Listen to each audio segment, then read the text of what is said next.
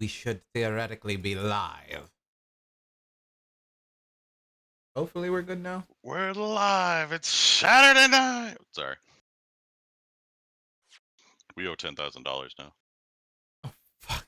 I ain't got that type of money, dude, right now. I don't got no money. Drop out here, dude. Can't do this to me.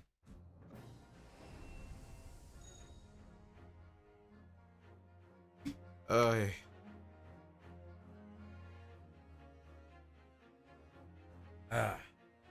water.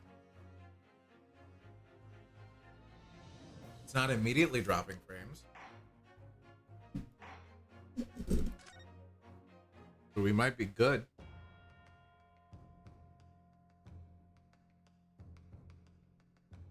I think you said what?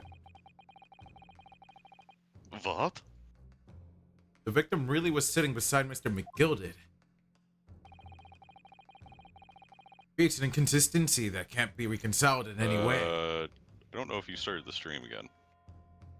I see it. Have it On the Discord? Oh, Discord. Yeah.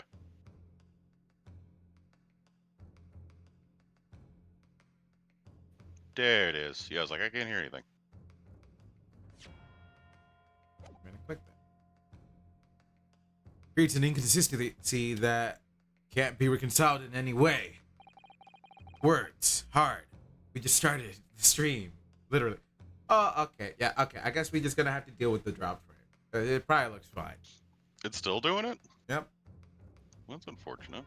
Maybe Spectrum is valid now, or maybe Twitch. Probably Spectrum. What inconsistency, Council? Probably fine. My only worry is that it would fuck up our voices. Defendant's gloves, my lord. Oh, Both witnesses made the same testimony. They claim that there was blood on both hands of the person sitting next to the victim.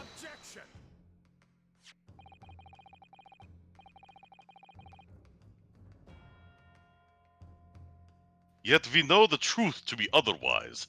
Only one glove bears the gory remains. And you know what? Here's the other possibility. Oh, I guess I clicked on the game somehow.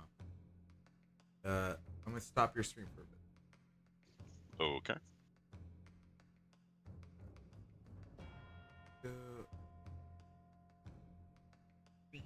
Dead.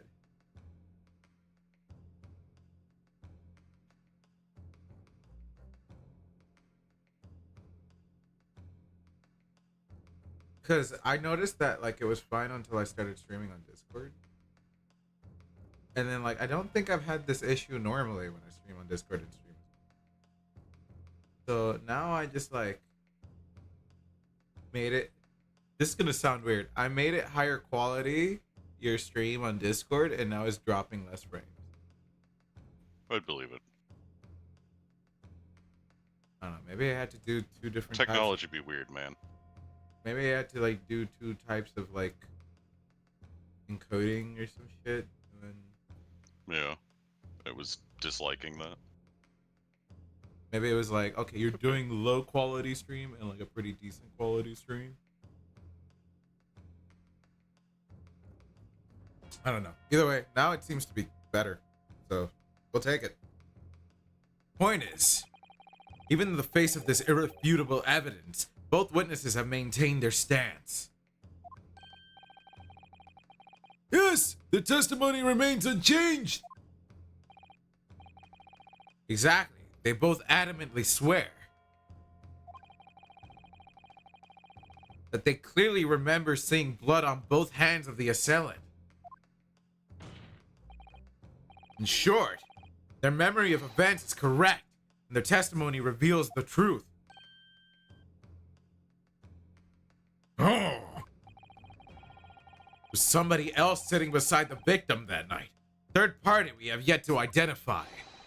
And the victim's blood was on that passenger's hands. Both of them. And who was this third party? It was you. Obviously, the true culprit. Extraordinary!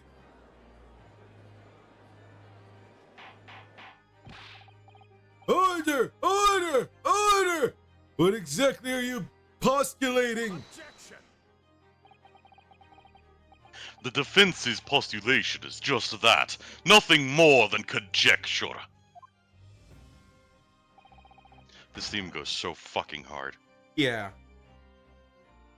The witnesses have clearly stated that they saw the accused. But when elaborating on his testimony, Mr. Fairplay said the two of them were wearing hats, and I couldn't exactly make out their faces. Yes. The tops of their heads were obscured by the roof. I could see the rest of them, though.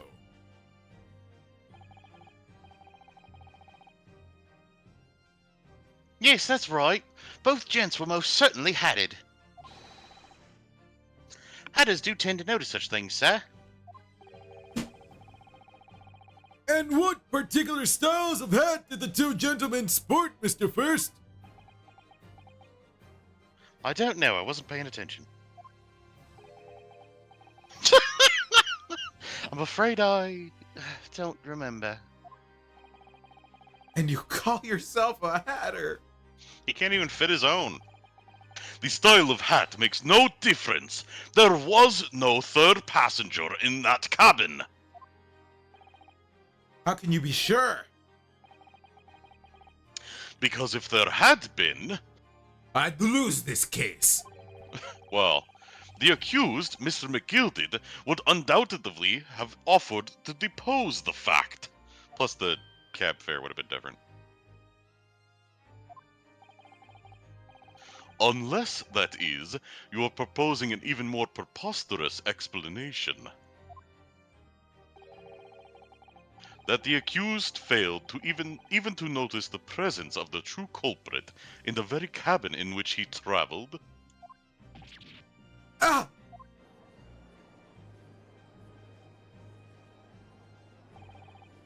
He's right. There was another person traveling in the enclosed cabin of the omnibus. It's inconceivable that Mr. McGilded would have been unaware of it. Well, he did say he was asleep the entire time. Yeah, like what? Order! There's clearly a simple solution to this problem. Bring the accused, Mr. McGilded, to the stand. Oh, what say you, counsel? The prosecution objects, my lord. On what grounds? As a suspect, he will have already made a full statement to the police. But what if there's some reason why he's unable to speak freely? Magnus McGilded is no uneducated ruffian. Huh? If it indeed turns out that the man has been withholding information, you can be sure it will have been a most deliberate act. Ah! Counsel, for the defense, what is your opinion? My lord, should we ask Mr. McGilded to testify or not? Well, yes. Because even if he's not lying, there might be something that we get from it. Whatever. I want that tea! Yes, we need to hear what he has to say in order to find out the truth. Spill the drama, sister. Defense would like to call Mr. McGilded to the stand. Present. Sorry. I'm here. Here. Here.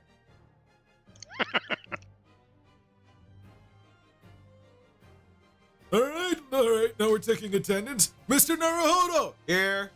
Van Zeeks. Here. The Hatter guy.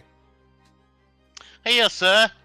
The guy with the mustache. The one, not the one, the angry looking one. Here. The one that keeps biting onto his staff like a fucking wood chunk. The guy. Woodchuck. What do you mean? Woodchuck. Woodchuck. Okay. Yeah. I don't know. Like a I- beaver. There you go. I wonder how much wood could a woodchuck chuck if a woodchuck could chuck wood? I don't know. A lot. Yeah, maybe. I don't know what they're up to. Yeah. Maybe However, they got a lot going on lately.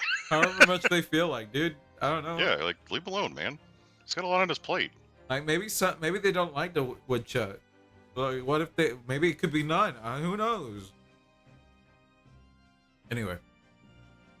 Also, don't want to leave you a guy dying from hypothermia. Okay, he's not here. He's dead. He's gone. There's just the like stereotypical of like a winter's breeze flowing through. Yeah, it's like, oh. You don't hear anything else, and maybe the Legend of Zelda: Ocarina of Time, like the icing sound of like the. That's all you hear. Ice trap. Yeah. God.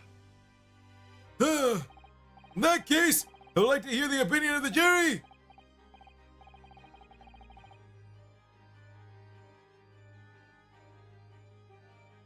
This one was you. Ah, yes. Fitting. I need a little time to consider this. If you would ask me, I think we should hear what Mr. McGilded has to say. How did I do this one? Get that man out of here, I say. He was like a Bronx type dude. Yeah. It would be utterly illogical not to hear his testimony. I didn't figure out a mumble in for him, honestly. Oh, I know the mumble in for this guy.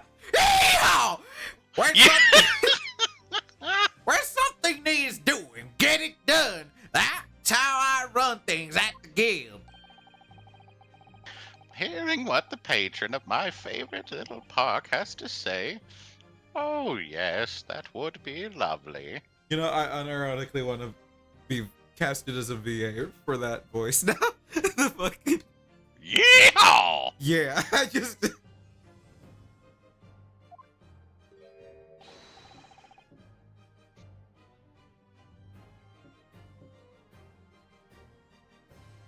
Too much going on. Yes, the jury says the man must be heard. Were you okay when you said too much going on? What? Never mind. I guess you... I'm just trying to type to people and yeah. Oh, okay. You just sounded like you were choking or some shit. Oh, no. Just too much going on. Very well. The court will hear the defendant's testimony. Bailiffs, show the defendant to the stand at once. Yes, Your Majesty.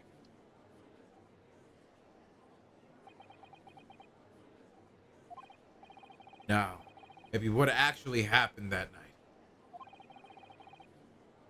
will finally become clear. Hey, do you want to see my school badge? No, it's now an armband. They're saying I'm a lawyer. We got both. No, they got rid of one, unfortunately. Oh, did they? Oh, no. Oh, no! We Yeah. lost our school badge. We no longer a student, dude. We could have stabbed people with that. We dropped out of school, guys. Let proceedings be resumed. Mr. McGilded, have you been listening to the discourse of the day?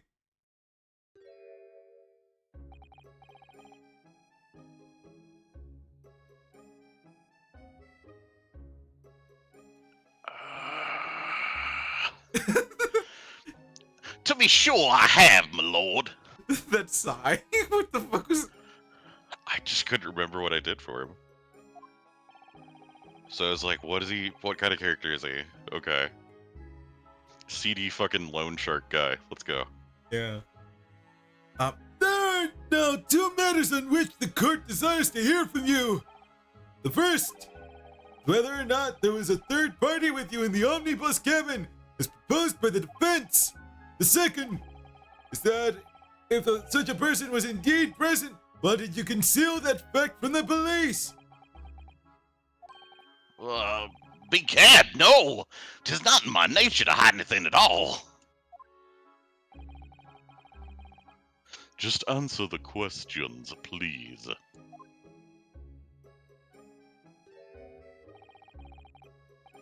The truth of the matter is, I've been desperate about this all along. Do I tells you all, or keep me mouth shut? I have no idea what this voice is. Tell us what, Mr. McGilded.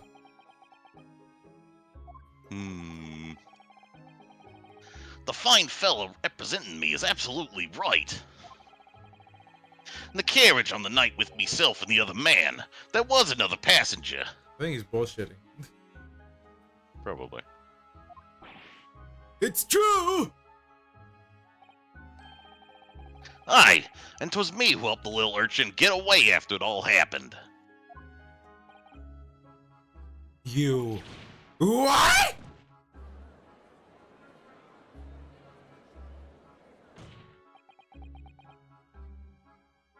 Alright, ellipses. No, Magnus McGilded. That convenient excuse can't save you now.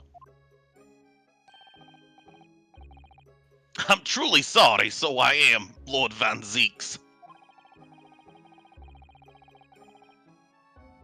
I'm sure you'll be wanting to know why I said nothing when I was taken in by the police.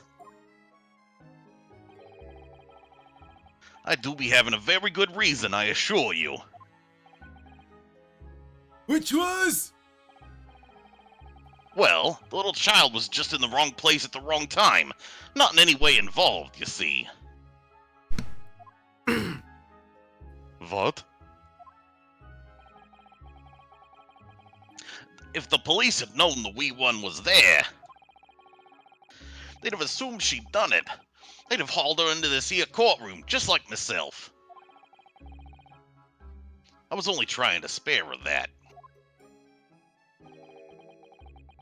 Young hearts and young minds are easily damaged, my lord.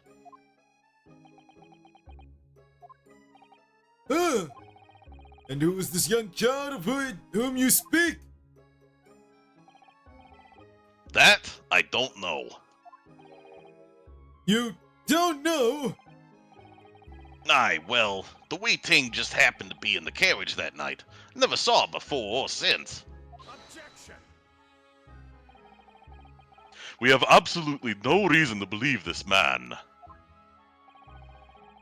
The prosecution calls for the witness's statements to be disregarded by the court. You know, I wouldn't be surprised. The urchin isn't here in this courtroom as we speak, listening to the proceedings. What? What just happened? Smoke! Fire! There's fire! Fuck, someone's trying to get away! Ah! After them! So you... I can see anything in here! What is going on? What the fuck? Things escalated so quickly. Cover your face! Bailiff, don't let the accused escape. Secure the omnibus. I hereby call an emergency recess! Bailiff, ensure the defendant is in custody and clear the courtroom!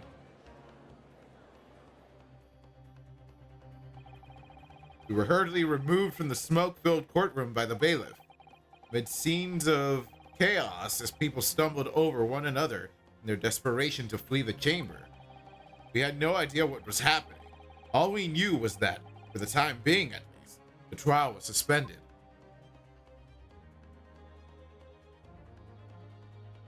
Well. Alright guys, that's it. This is stream. We played enough. Great break time, right? Not gonna comment? Alright. What? Jeez, tough crowd. You just stayed quiet. What do you mean tough crowd? You gave me like 0.2 seconds to respond. God. I didn't really have anything to say anyway. Alright. Over. It just, 18th February, 12:52 p.m. The Old Bailey, defendant's antechamber. It's been my birthday now. What on earth just happened in there? Mr. Naruhodo, I managed to find out what happened. Mr. Sato? I was told it was an advanced form of smoke grenade, a type of exploding device that releases smoke. Smoke grenade? It sounds like the sort of things ninjas use.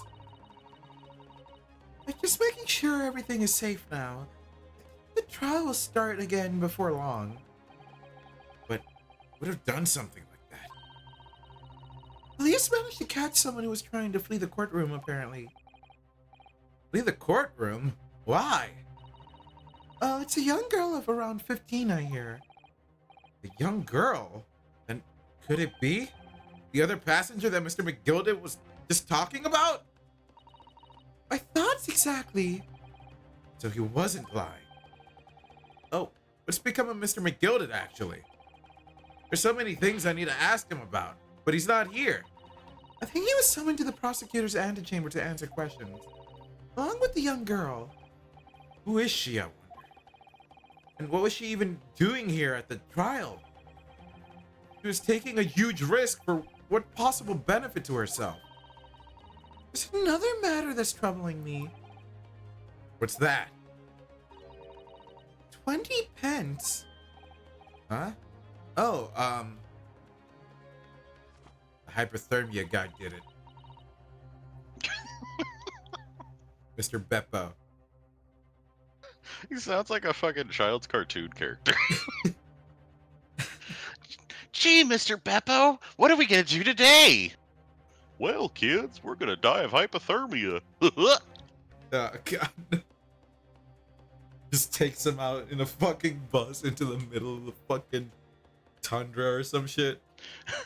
You've got 3 matches, and the sticks won't stay dry if they sit on the snow for too long. Good luck, kids. Drives off. Oh no. It makes sense. He's a bus driver. According to the coachman, Mr. Beppo, he took 4 passengers that night at a fare of 5 pence each. That comes to a total of 20 pence exactly. Now it seems there were in fact 5 passengers, which means the figures don't seem to add up again. She's right. That is strange. Counsel for the defense, kindly proceed into the courtroom.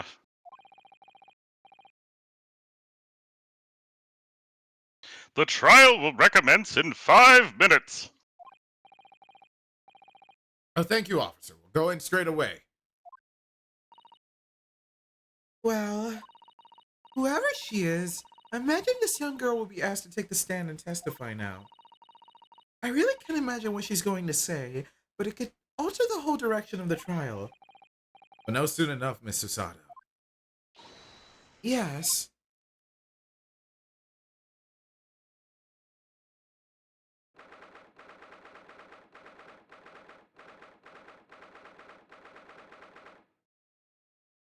'18th February, 1 p.m. The Old Bailey courtroom.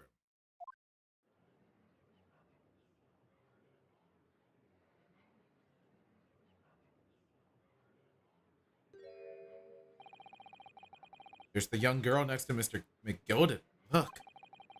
He must have been the one who caused the disturbance before. Well, after that rather eventful recess, the court will now resume the trial of Mr. Magnus McGilded. Now then, Lord Von Zeeks. My lord. I believe you have established the cause of the smoke which veiled proceedings earlier.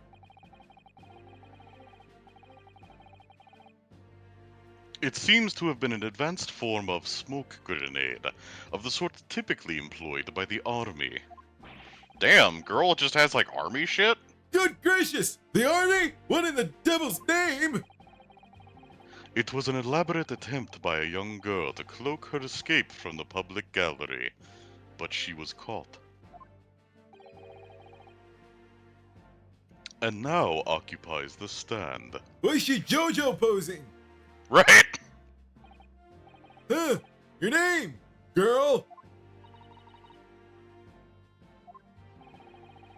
Are you responsible for the smoke grenade which induced such pandemonium here in my courtroom. What is the meaning of this deplorable behavior?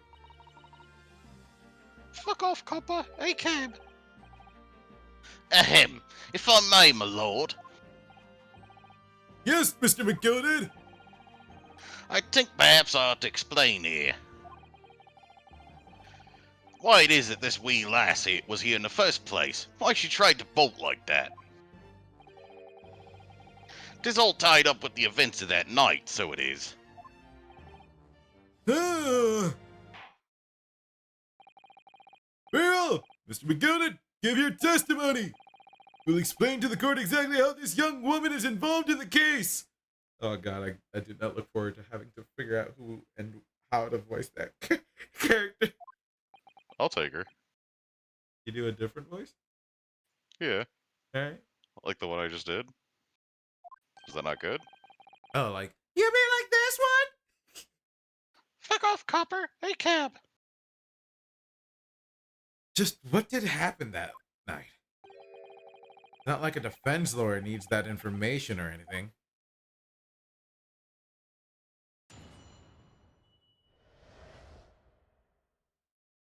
The young girl. On the night in question, I took the back seat in the omnibus and promptly nodded off. Then, begorra, a loud thud and a wee scream woke me up with a fair start.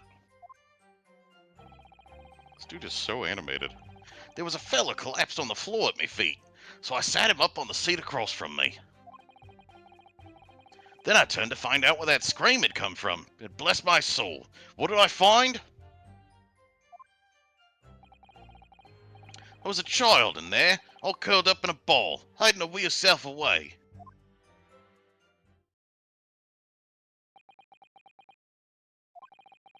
I remain somewhat baffled, I confess. From what I gather, on the night in question, this young girl was indeed riding in the omnibus. Is that correct?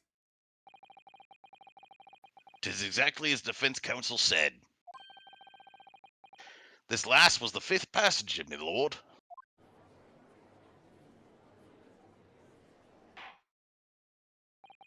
Damn, she holds that JoJo pose really well. She isn't fucking split from it at all. Like, doesn't it get Who like could really be stiff? who could be the enemy stand user? Very well. Dun, dun, dun, dun, dun. All right.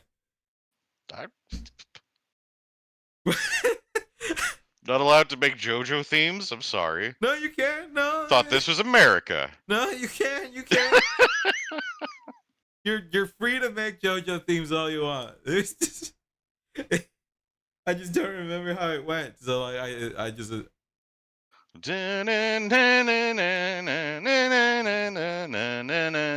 think. This is not helping. I dropped JoJo. I wasn't the biggest fan in Stardust Crusaders. Fair. Defense may now cross-examine the witness. Are you ready, counsel? Yes, my lord. Or rather, no? I have no idea where to start. That stare off into space. Mouth agape. Oh. Ooh. Ooh. Ooh.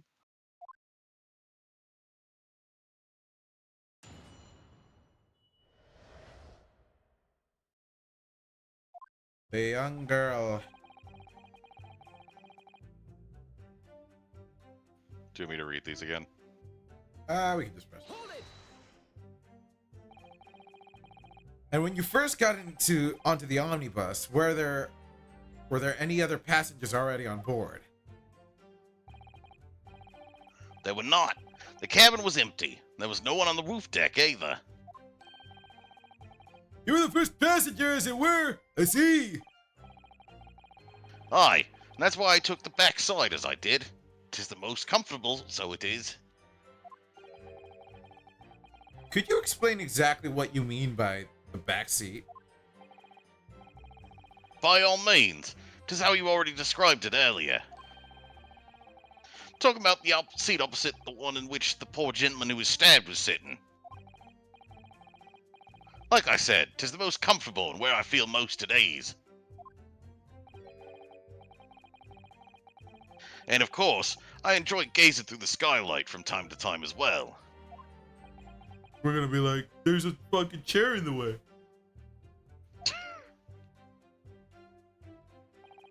What the? Oh, okay. But I just wasn't ready for him to go into the pose before the text came up, so I was like, why is he mimicking Mr. Mime? a loud thud, you say, and a scream? Aye, that's right. How can I explain it? Now it's going slightly Australian. It was like the sound of someone falling to the ground. That sort of noise. It is kind of Australian. Fuck it hell. So you think it was the sound of Mr. Mason falling to the floor having been stabbed? Well, now, you'll remember I was asleep at the time, so I wouldn't like to say.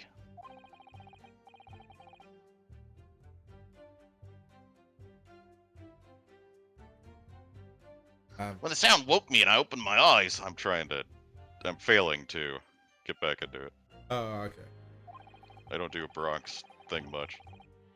wasn't a soul to be seen in the carriage but the fellow on the floor. Huh. You didn't see anyone. But at the same moment, you did hear a scream? Ah! From the seats above you, on the roof deck, I presume? Not above me, no, my lord. 'Twas from inside the cabin. But I wasn't altogether thinking about the scream. No, I was too stunned by the desperate sight before me eyes. Alright. Fellow collapsed on the floor at me feet, so I sat him up on the seat across from me. You sat him up? The victim, you mean? That I did, on the seat across from me, as I said. I could plainly see the poor devil was already gone. You wouldn't leave a dead man just lying on the floor now, would you? I mean, I don't want to tamper with evidence, so. Oh, my fingerprints on him. 'Tis common courtesy, so it is. She's still JoJo posing. I find that a little hard to believe. Hada. Lord Van Zeeks. Now why would that be? You wake to find a man lying dead at your feet in a carriage. Any normal person would hail the cabman. Any upstanding member of London society, that is. Well now, as you know, I'm in something of a special line of business. There, I found it back again, kind of. The business of lending money to an at exorbitant rates of interest. Unfortunately, my lord, not everyone is thankful for the help I offered him, and some would even see me dead. So I do try, where at all possible, to avoid getting myself in a tangle with trouble. Are you suggesting you were just going to leave the man there? Heavens alive, no! I was always intending to report it, so I was. Only, I had a mind to find out the whys and wherefores first. The whys and wherefores? Right you are. There were some details I wanted to understand before, well, anyone else got to meddling. That wee scream I heard, for example. Wouldn't your kid self do just the same? No, actually. Huh. Yes. Screamy says he heard at the same time as the thud of the victim collapsing. Maybe it was the victim screaming because he'd just been stabbed. Nah. No. Wouldn't make sense. No. I heard somebody scream out, "Oh no, I've been stabbed!" And then a dead guy fell to the floor that had been stabbed, and I wanted to find out who screamed that. So I was looking around. It's like, you okay, dude? I'm afraid I don't understand. Here you told the court that there was no one else in the carriage except yourself and the victim. So I did, sir, so I did. As far as I could see, that is. What do you mean by that?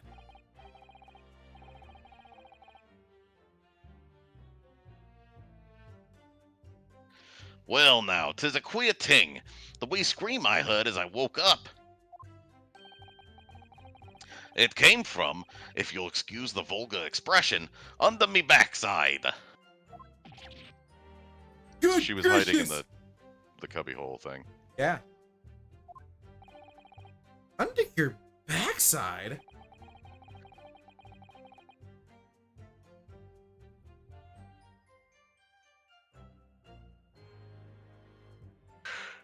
And when I lifted the seat on which I'd been sitting, I found there was a wee cubbyhole there for storage. Mr. Naruhodo, we can examine the omnibus ourselves, remember. We already found this. Yes, of course. The whole bus was submitted as evidence.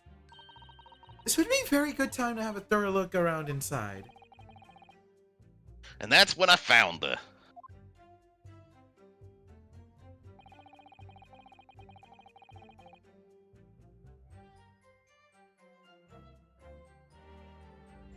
Oh, wait. Fuck! No! I didn't mean to click! Ah, Can't make this any faster, apparently.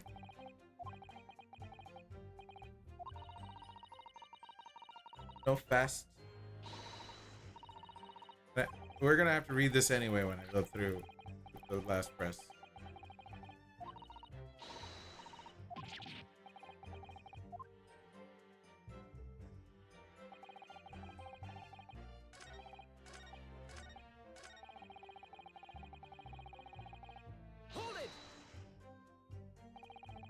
You say she was hiding herself?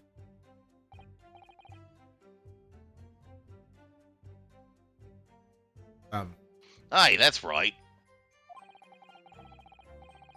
'Twas hard to see in the dim lamplight, but she was all curled up in a wee ball. When our eyes met, well, me heart nearly stopped beating in me chest. You're really overreacting this. Still and all, I pulled her out from under there and sat her on the seat opposite so I could have a wee chinwag with her. See it opposite. That's right, just next to the the dead gentleman there. You sit Just this a- young girl next to a corpse, sir! What the fuck is wrong with you? Well, as I'm sure I mentioned, gentleman in my position can all too often find himself in mortal danger. So, I needed to find out just who this urchin was, you see. Huh.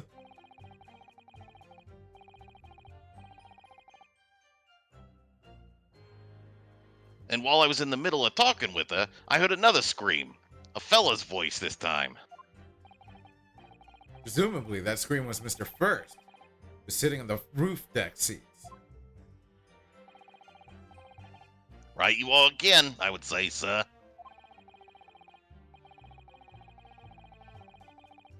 Looking down through the skylight, he must have seen this young girl and the gentleman with the knife in his belly. In Sorry. other words, the previous witnesses did not, in fact, see you at all, Mr. McGilded. But they believed to be yourself, and the victim was in fact this young girl and the late Mr. Mason.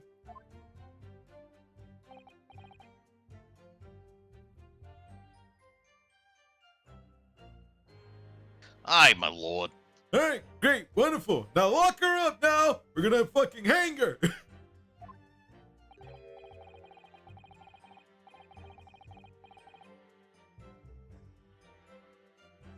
I was, as I think everyone understands now, sat at the back of the carriage out of sight.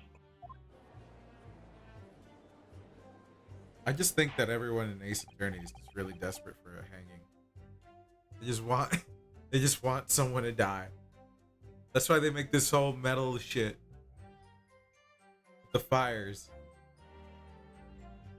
It is certainly plausible. The defendant is somewhat diminutive in stature. and readily confused, perhaps with this young girl.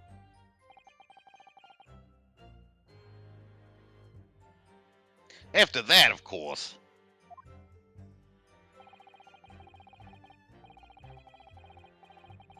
What the fuck? Okay. What? I don't know. Just the way, like, moved his hand around. I was like, what the hell's going on? It's With about. the scream from the gentleman over us, the driver realized something was wrong and pulled up the horses. Thank you. I've heard enough. The events as explained are clear in my mind. However, at least one conundrum remains. Who is the girl?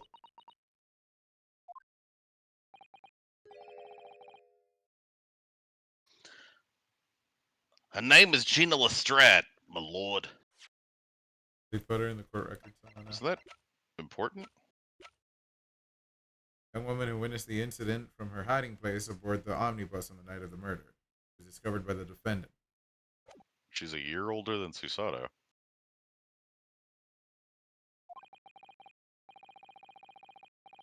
She's a chancer, earns a crust among large crowds, relieving people of their purses. What's commonly called a pickpocket. What? This girl here, a petty thief. So did she just pick a fucking a smoke grenade out of an army dude's pocket? Where the fuck she get the thing? Maybe that's exactly it. Order! Order! This true, Miss Lestrade? Miss Too Lestrade! busy JoJo posing, you pig. You will answer the question! Whoa! Okay. Ugh! How dare you! What is the meaning of this? What? Huh? The girl! She's gone! I think that's you. I think that's the other guy. Open your eyes. No, no. That guy? No, I think it was Open your eyes. probably. Oh, never mind. It's her. I'm over here. This I'm over here. the first when you said I'm over here the first time, it sounded more like the hat guy. Yeah. I didn't get into my falsetto right. Goodness gracious, how? What's the point in that little sidestep?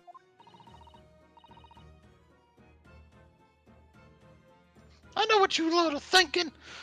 Grown-ups are all the same.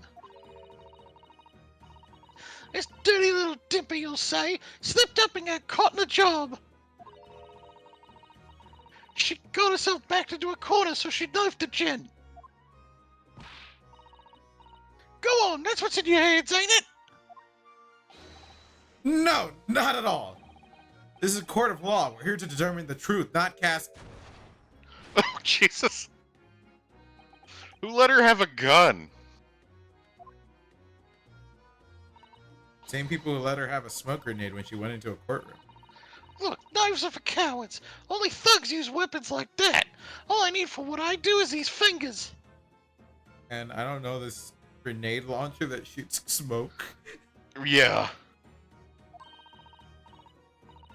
I'm a professional, all right?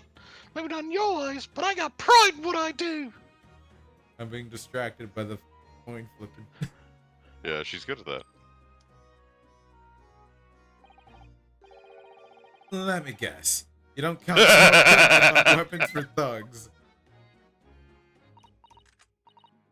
You want another taste, bitch? Oh, this? Yeah, this was in a bag I lifted the other day. Down where they keep the four-wheel drags. The what? It's nice, isn't it? I like the pink best. Ugh! Do not wave that thing in my direction again!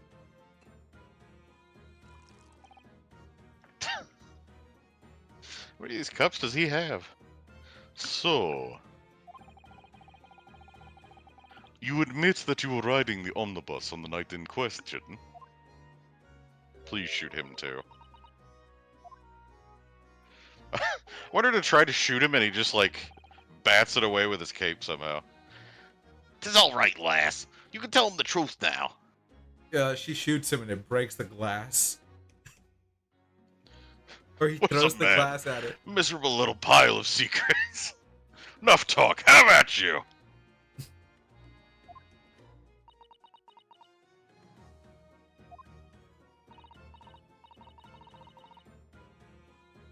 All right, yeah. It's just like the Irishman said. Irish? He's Irish? He's- Okay. I guess they were saying he looks like a leprechaun. Yeah. Oh, extra racist. This game. This game. Yeah. The court accepts this girl, Miss Gina Lestrade, as a valid and significant witness in this case. Accordingly, young lady, you will now hear your testimony, if you please. You will tell the court exactly what happened in the omnibus on the night in question. All right, if I have to.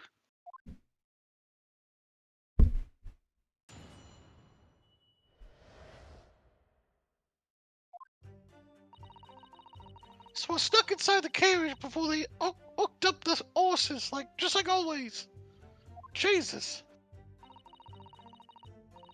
But it was a right old waste of time. I got nothing to show for me troubles that night. I'll tell you, can't see a blind ding in that behind base. It's pitch in there. Then after a while, I hear this loud bang.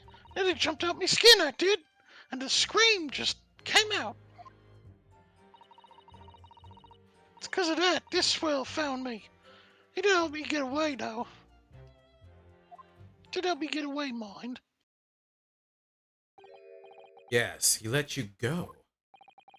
I don't understand why would you let this street urchin go, Mr. McGilded.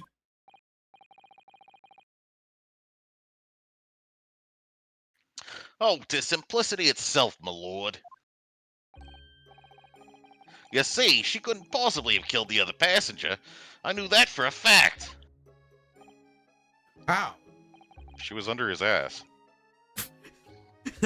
I mean, like, she was kind of trapped. So I'm sure I said before, sir.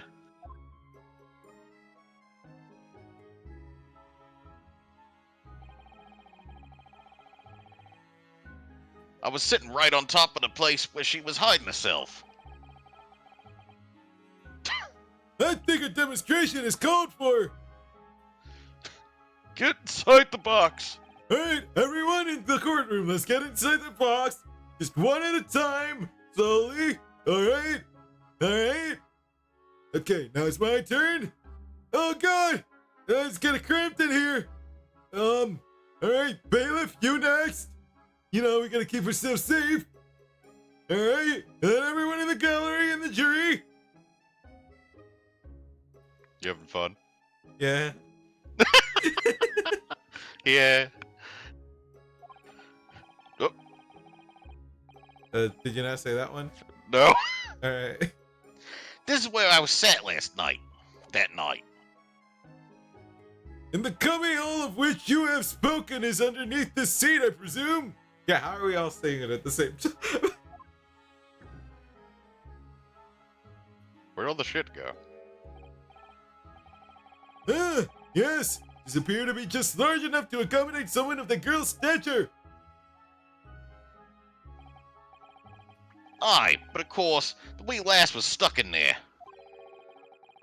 Because I'd parked myself on the seat for the duration. Oh! So you see, that's why I let the last bolt. I knew that if the police found her there, they'd automatically assume she'd done it. But I couldn't live with myself if a young life was ruined when all the time I knew she was innocent. Even though you must have realized your action would result in your own innocence being called into question.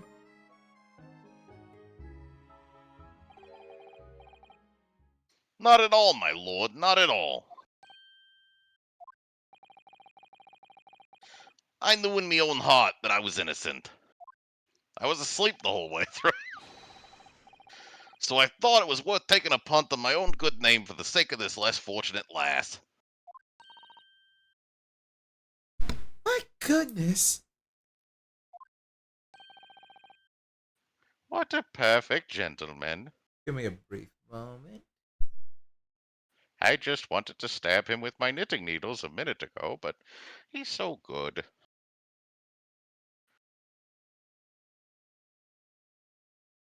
Yeah, in this game, we switch on a dime on what we think of other people. Remember the investigator? Yeah. He like fucking threw us under the bus a billion times the first case, and then the second case he was like, I'm right or die for you. How did his voice go? I ride or die for you. I don't remember now. It's been a minute. Sure, it'll come to me if I need to voice him again. My lord! This fine example of a man cannot possibly be guilty of a heinous crime like this. I'm ashamed of myself for ever doubting you, sir. What the fuck? That's all it took for you? Right. That is so fucking bad. It's so cool. With calm, calculated reasoning, one arrives clearly at the truth every time. Bink. He can pass this innocent Jesus. verdict. Saints alive! All 6 members of the jury consensual in their leading to a verdict of not guilty. Mr. Naruhodo, well, it must mean... Mean what? That we're victorious. No, it doesn't. Now the prosecutor's like, well, if you did it, now I can. Yeah, at best. We've won? Are you sure? What? If the sight of my iron-heeled Wellington offends, pray do forgive the discourtesy. What the fuck? What is happening right now? Is he just gonna crime on the whole ass desk?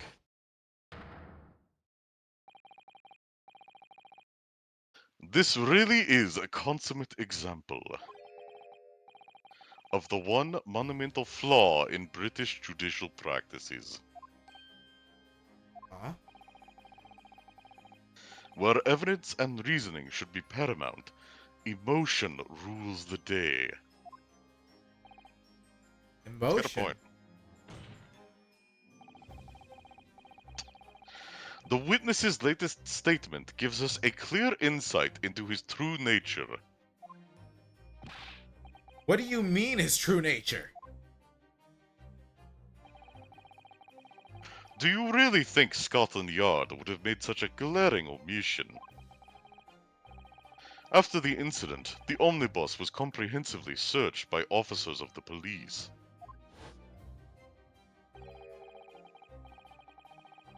Obviously, the interior of this cubbyhole, as the witness put it, was included in an investigation. The gas. It had a ton of shit in it. The compartment under the posterior seat was full of the coachman's belongings. It's noted in black and white here in the police report. Good lord! The evidence has been tampered with. In order to corroborate Mr. McGilded's story, someone has unlawfully removed everything from under the seat. But we literally Is that what the smoke grenade was for? They did that during all of that? Alright. I mean, we haven't seen it since then, right? What? Like, there's a ton of junk under there before the smoke grenade. Now there's no junk under there. Great. It'd be funny if they didn't fucking fix it. If I did that. Well, let's open the door and go inside, shall we? Wait. There was blood. Okay, I guess there was. Jesus, that's way more blood than there used to be. That's blood, isn't it? I don't think that was there before. Is something wrong? Yeah, I don't remember seeing it. Oh, it's just, well, this blood scene is so obvious, that's all. Yet Von Zieks has made no mention. I suppose it does seem a little strange. Okay, yeah. We were right. Why do I have such a bad feeling about this? We're gonna open the fucking cubbyhole and there's another body in there? Yeah. The seat has a handle, it seems. Yeah, let's go. Okay, good. Yeah, they took it all. The storage compartment. There's nothing in here. Totally empty. Something doesn't seem right here. But I can't put my finger on what it is.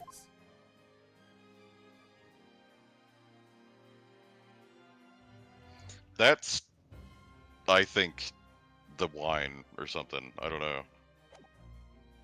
That seems fresh. Like it's a different color. Maybe. Order! Order!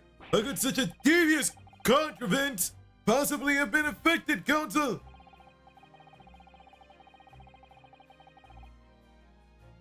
Naturally, we must acknowledge the deficiencies of the constabulary in allowing this to have happened. However, I assure you, when the omnibus was wheeled into the courtroom this morning, the compartment under the seat was not empty. Well, my Nipponese friend, Huh? Me? when the carriage was submitted as evidence, doubtless you examined it in fine detail, as would any self-respecting practitioner of the law. Pray, what did you find the condition of the under-seat compartment to be?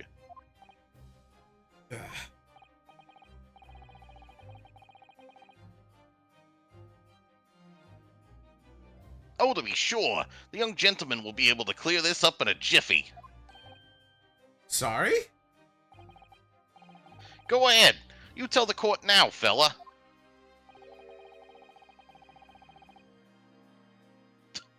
How this is all an elaborate excuse by the desperate Lord Van Zieks. So do we take the easy win, or... That's not the Ace Attorney way. We are That's not an answer to my question, though. We are heroes of justice. We I find the believe in the truth. justice in my arm. We find the truth.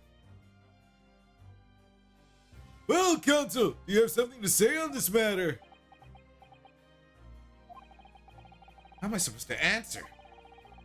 What can I say about the state of the little compartment under the seat in the omnibus? And look, it was empty. Wasn't empty. Really don't know if giving this answer is helping my cause as counsel for the defense. As far as I remember, at least. When I first examined the compartment, fairly certain there was a number of articles inside, yes. Are you sure, Counsel? Alright, be whist. What are you saying now, you daft door? Thought you were on my side here.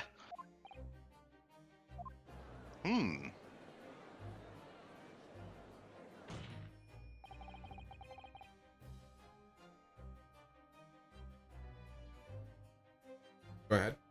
What game are you playing? Your task is to defend the man in the stand. Why would you say something to compromise his position?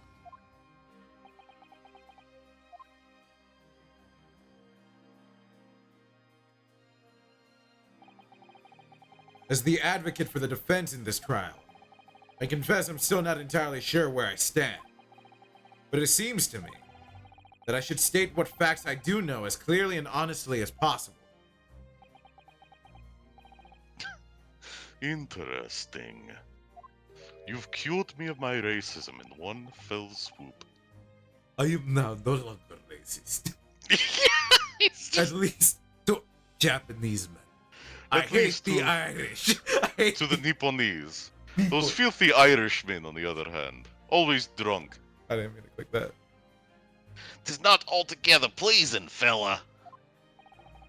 Simply telling the truth, Mr. McGilded.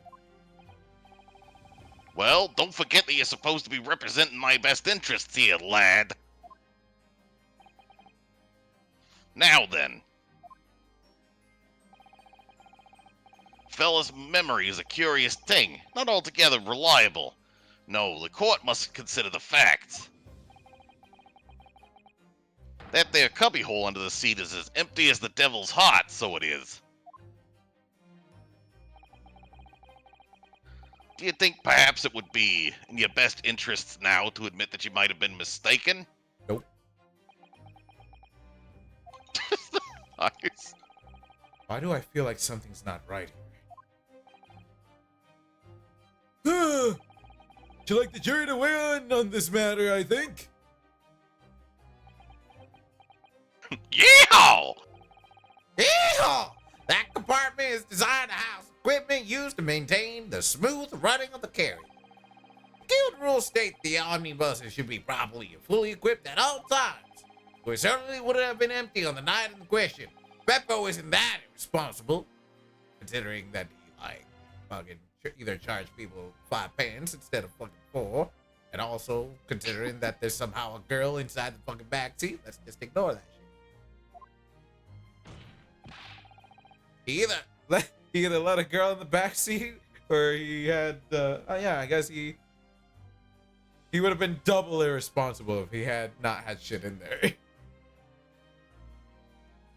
That money-lending fleecer and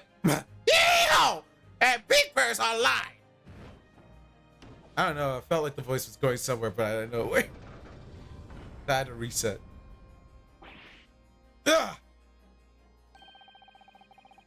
A different southern state, maybe? Maybe. I can't believe it. I was nearly taken in. The sticking rich are always stinkers. Nothing but cowards, a lot of them. What? Oh no. It's a trick! Of course it's a trick! The hell with all of them.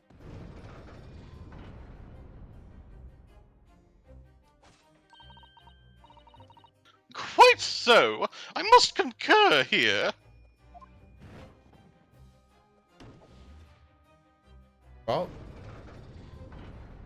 We're fucked. With calm, calculated reasoning, one arrives clearly at the truth every time. She says, flip-flopping for the 3rd time. yes, but every time is a different truth, it seems. But every time's a different truth, it seems. I should have done that voice. That fucking... My lord, I humbly exhibit the scales of justice. Clearly, a verdict of not guilty at this time would be wholly inappropriate. Thank you, counsel! Before we proceed any further, there's a matter of the outstanding cross-examination.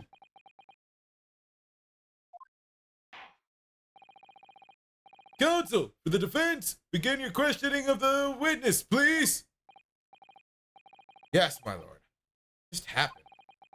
The whole balance of the trial just shifted almost beyond recognition. The Reaper of the Bailey is at work, it would seem. Keep viewers on that website. Mirage, do you want to click on that? Sure. Oh, I don't think we're gonna make viewers now. It's over. yeah. You're gonna be a small streamer forever. Yeah, no money. No money, no job, No money, no job, no bitches. no bitches. No friends. We go live in my mom's basement, but we live in Florida, so there's no basement. So I'm just gonna be buried, apparently. Oh God. Oh God!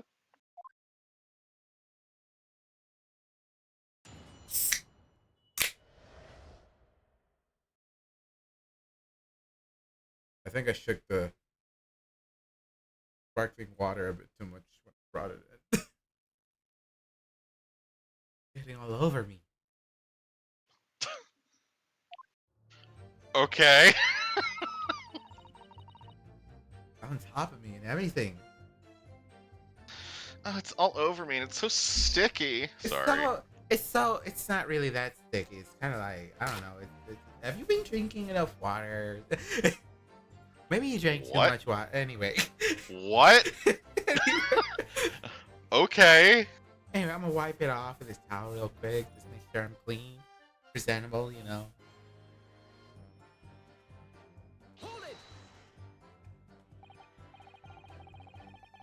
So you were already in the omnibus before it even set off on its run.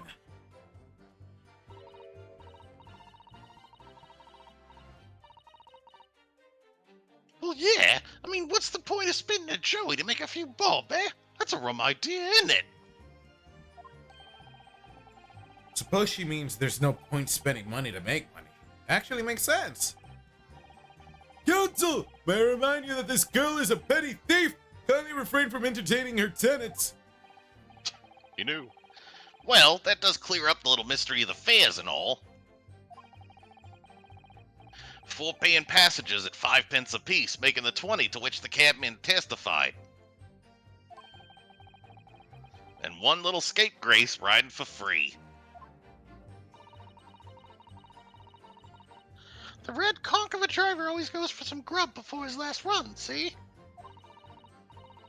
So that's when I slip into the carriage and get myself hidden under the seat. Nice and easy, right? But your hiding place is a storage compartment. How do you steal from someone if they're like sitting on you and you know? If you like just sitting inside the fucking carriage, and the door just opens and you fucking pickpocket them, how do you leave? How does this work?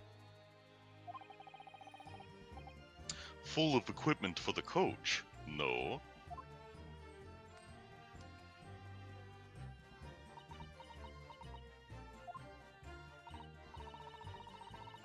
Yeah, there's brushes and buckets and whatnot in there, sure. I always check all that out and cram it in a corner somewhere. No one ever seems to bother much.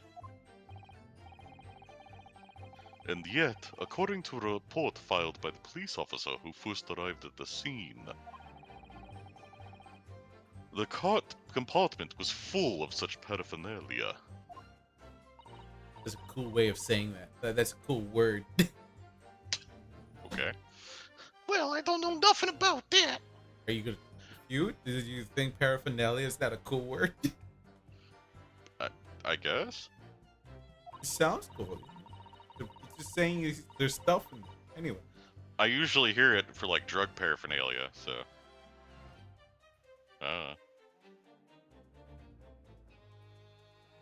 Like I said, I moved all that stuff out so I could hide under the seat.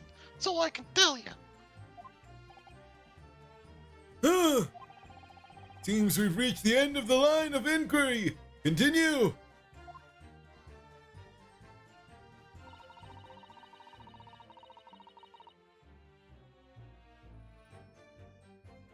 Oh yeah, I'm not reading this.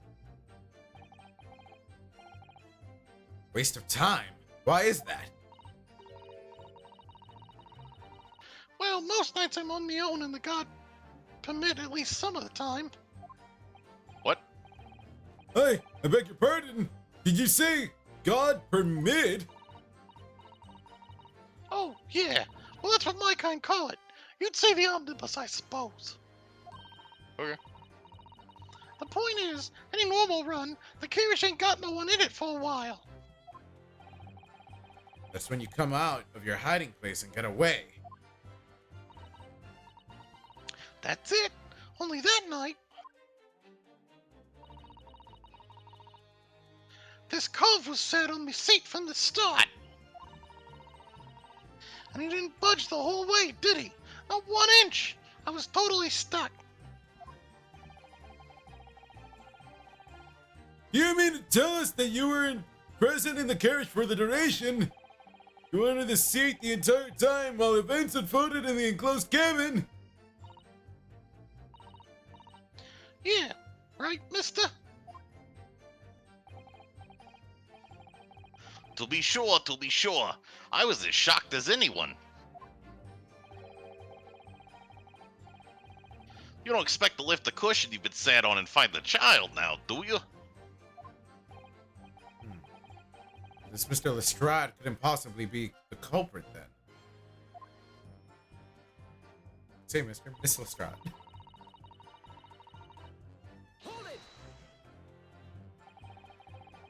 So you couldn't see out into the cabin at all? Not a jot. Most days I push the cushion up with my head and look out the crack. Then I can have a butcher's at who I'm gonna fiddle. Please don't call it that. I thought you were a pickpocket, not a butcher. I mean, I could have a look. The seat I get under ain't as plush as the other one, see? So most of the time, the passengers play themselves opposite.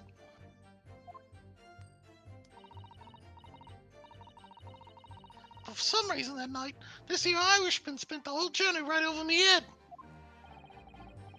And for that reason, you weren't able to push the cushion up to the peak out. I see. I should do this voice because I feel like we're losing right now. Or we're supposed to feel like we're losing. I have no idea what's going on anymore. Truth is, I ain't too happy in small dark places.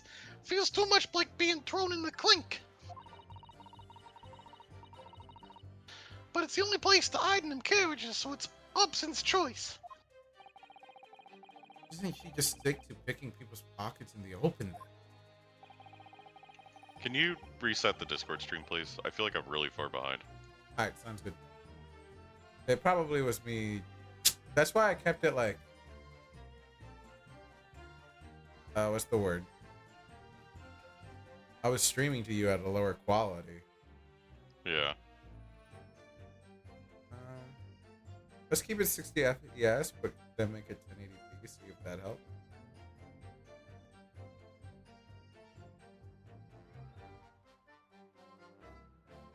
How's that for now? It's not open. There it goes. Seems fine. Alright, let me see. Say there's some reason that she's not letting on, judging from her demeanor.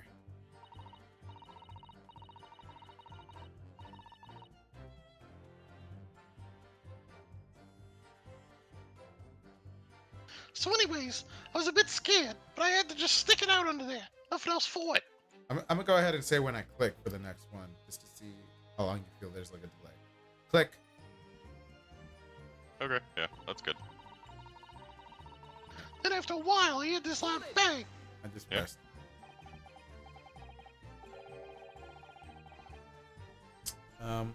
When you say a loud bang, do you mean the noise of someone falling to the floor?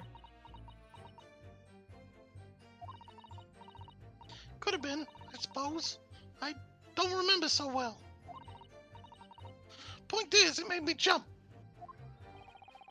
You let out a scream, involuntarily. That's right. And then I felt the cushion of my head get lighter all of a sudden. Presumably the defendant got up in order to help the victim, yes? Or not. Could equally have been the moment the accused stood in order to stab his victim, could it not? Well, girl, did you see what happened at that crucial moment?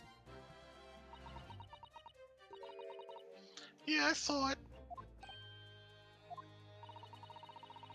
Pushed up the cushion and had a quick butcher's while I had the chance, didn't I? The Irishman was sitting up the bloke what had fallen on the floor in the seat opposite. That matches Mr. McGilda's account, of course. But then the fella suddenly turns around and looks right at me. I sunk back down again, but it was too late by then. I should never have risked looking. I think it was the scream. Yeah. Alright, hold it! When Mr. McGilda discovered you, he pulled you out from your hiding place. I was scared stiff, I was. He dragged me out and sat me down in the seat and all. Next to a corpse! Yeah. Next to the victim, Mr. Mason? Yeah, the bloke had a knife in his guts. He was still bleeding. Then the carriage lurched a bit and ended up falling onto me. Ugh. Ugh. Oh, how awful. Both hands got covered in blood.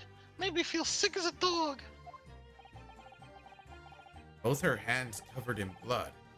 That must be what the rooftop passengers saw. After that, I believe you talked with Mr. McGilded for a while. Is that correct? He asked me some stuff. Wanted to know my name and what I was up to and that. Then I heard something up above. Someone screamed. Yes, Mr. First in the roof deck, one would presume. I didn't want no one seeing me face, so I didn't look up. Then the horses were drawn up smartish, and this here Irishman says to me, "Get back under the seat. I'll see that you can get away later." Ugh. All 6 members of the jury have decided the defendant was innocent. One brief shining moment, yes. Clear that they were all still very unsure. If we could just find some conclusive piece of evidence among this new testimony, I'm sure we could clinch the verdict we want. Yes, I think you're right. I have this niggling feeling. Something's bothering me, but I just can't quite put my finger on it. Alright, so it seems that we have to present something here. Well, they didn't say they heard 2 screams, did they? So I snuck inside the carriage before they picked up the horses, just like always. But it was right old waste of time. I got nothing to show for me troubles that night. Talia, you can't see a blind thing in that hidden place. Pitch in there. After a while, I hear this loud bang. Nearly jumped out. Skin, I did. Scream just came out. For that, the swell found me and yelled, "He get away, mine." The other scream was after she got caught. But I thought the other group never mentioned a second scream.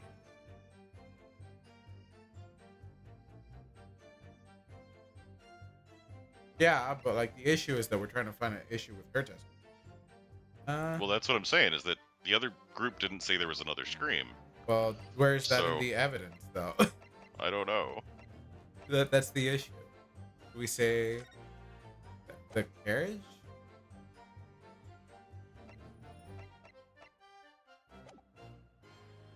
This one's kind of hard. Like where would we even? I'm gonna say. Probably for the best. Remember those times it said baby again? Anyway. Yeah. So I snuck inside the carriage before they looked up the horses. Just like always. I think that's fine. It was right old waste of time. I got nothing to show for my troubles that night. It's whatever.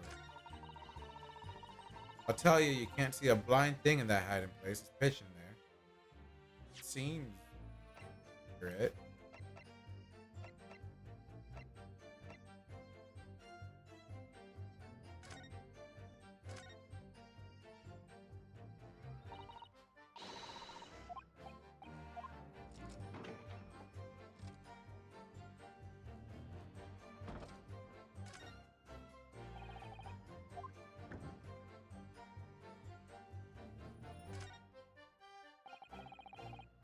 Where'd you come out with it? Nothing in here. It's definitely empty. It doesn't seem. There's something extra about it that's like not right. Beyond it being empty when it shouldn't be. I don't know.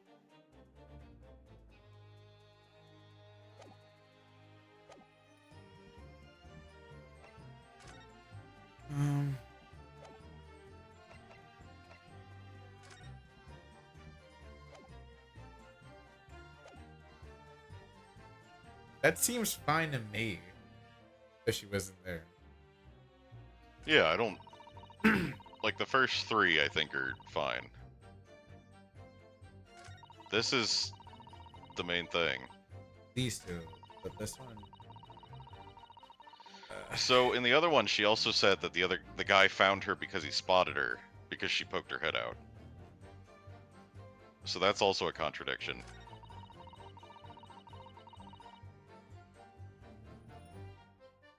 She doesn't say it in this part itself. Yeah. So I don't know how to trigger that or if you can, but she does say in the fourth If it was green text. if it was like a specific thing that like, so let's say if you press them and they say something that you think like you should be able to like present evidence that they would like that would contradict what they just said, they would have added it to the testimony. Gotcha. But whatever, if we're meant to present something, is whatever's already in the testimony. So like it's what you see already written out.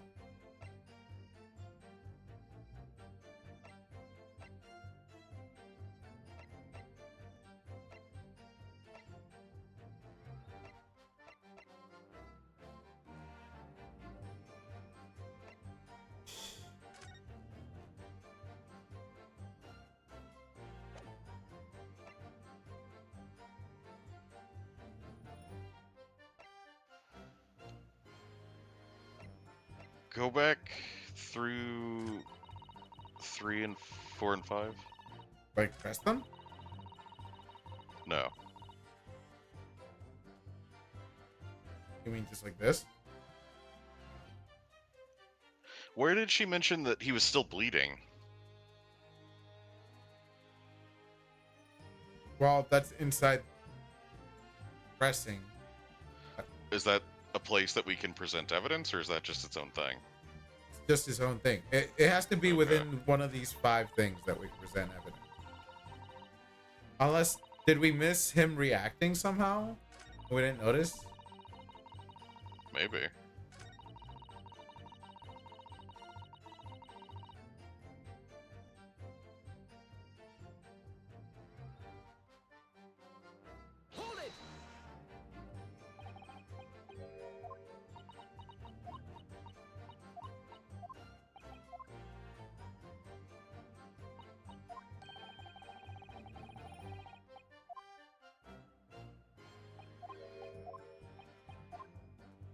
Guild is not reacting at all.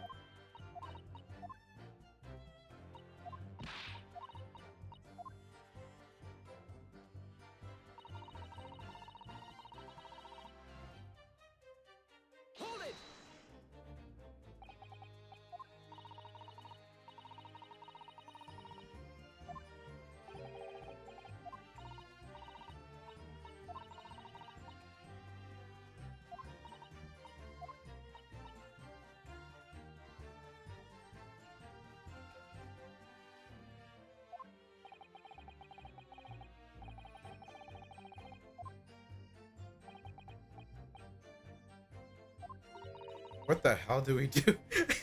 I don't know.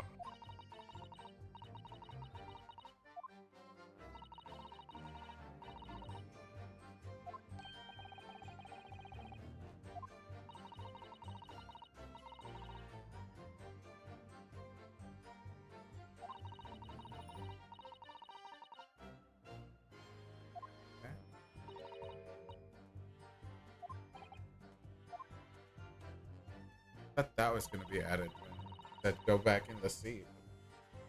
Or when we Yeah, first did it. something. That's why the jury had just one brief shining moment. Yeah. Whether they are all very unsure, just find some conclusive piece of evidence. That's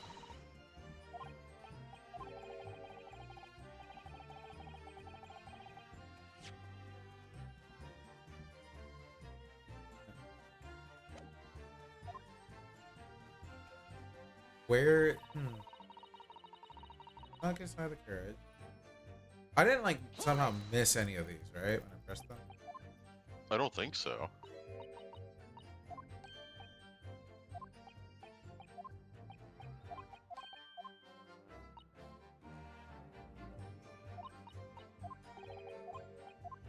reaction.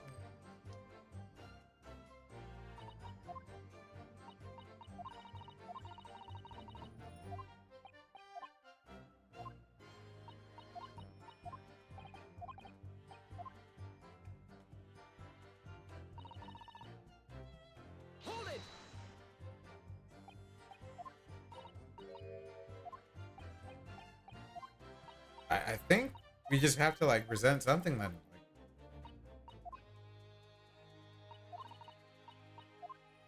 I don't know. Just like pressing again to be.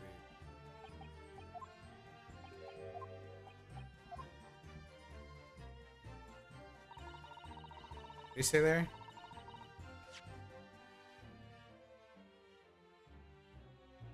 I don't expect to let the fish. Yeah, no, no.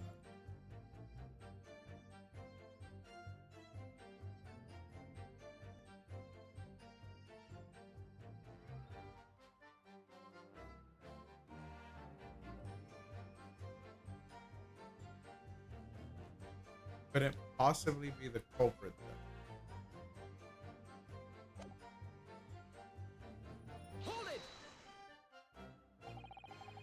They couldn't see out into the cabin at all.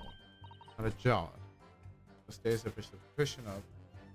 Head out the crack. I have put it.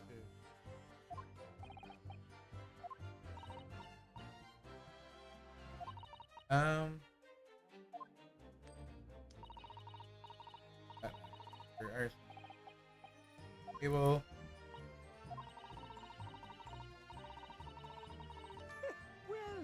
What? That ain't happened before. No, it's not.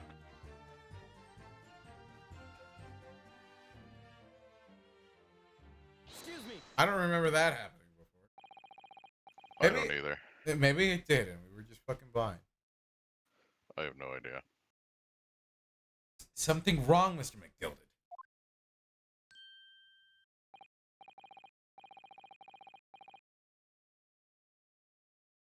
Oh, I do apologize. Was there something the matter, Council? Double check. Did we somehow miss?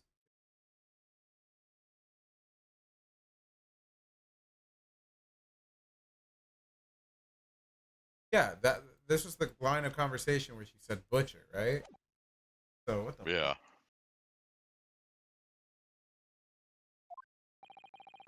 Just wondering, Miss Lestrade's last comment made something occur to you, perhaps. Maybe it was like a trigger that we pressed later, opened up something here. I don't know. I don't know. You seem to be thinking something to yourself.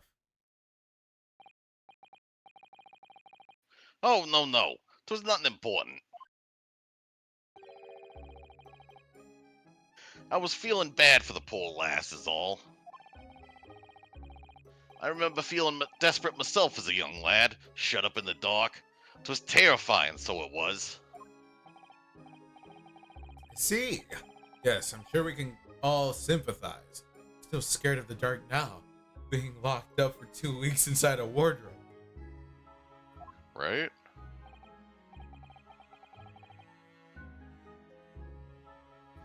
Aye, and I don't know about yourself, but I find that the darkness seems to make everything you hear seem that much louder as well.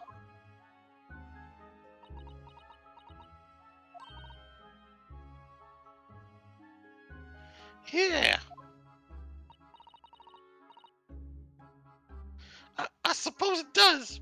Maybe. Miss Lestrade? Did you hear something that night? Anything? An unusual noise, perhaps? An unusual noise! Desperate.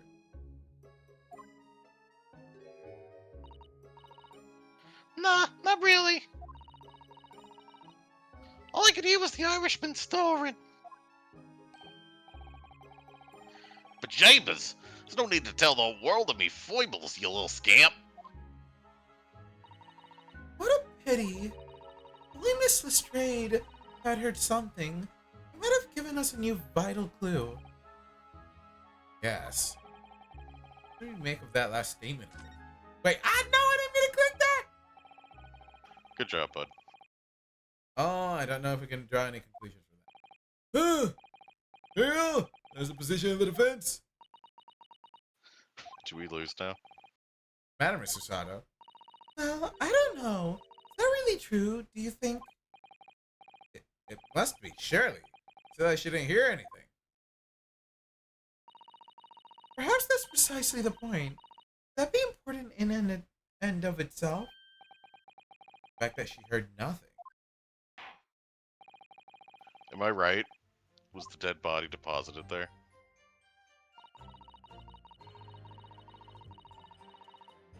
Well, now we're gonna have to fucking press again. Hold it! Significant. Added to the testimony.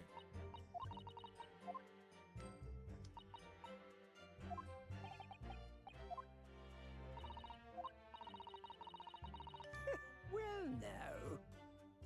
Excuse me. Well, now. Now he sounds. Apparently. Oh, I do apologize. Oh boy. Watch Don't me. get Yeah, the thing again this time. yeah. Watch me accidentally do it.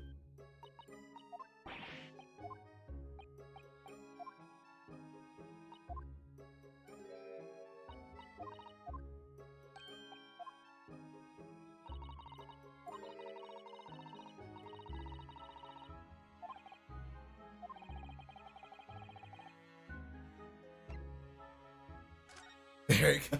Just really slowly click that. My lord! I believe the statement just made by the witness is profoundly important. Profoundly important? But all she said is that she heard nothing. Yes, which is profoundly important point. I'm almost certain of it. I'm almost sure that I don't understand the inner workings of your Eastern Mind Council. Nevertheless, Miss Gina Lestrade, you will supplement your formal testimony by repeating the last statement, please. What? Supplement? What do you want about? Don't give me all your fancy talk. I know what you're trying to do. Well, what work on me? That's right. Assault the judge. Always a good move.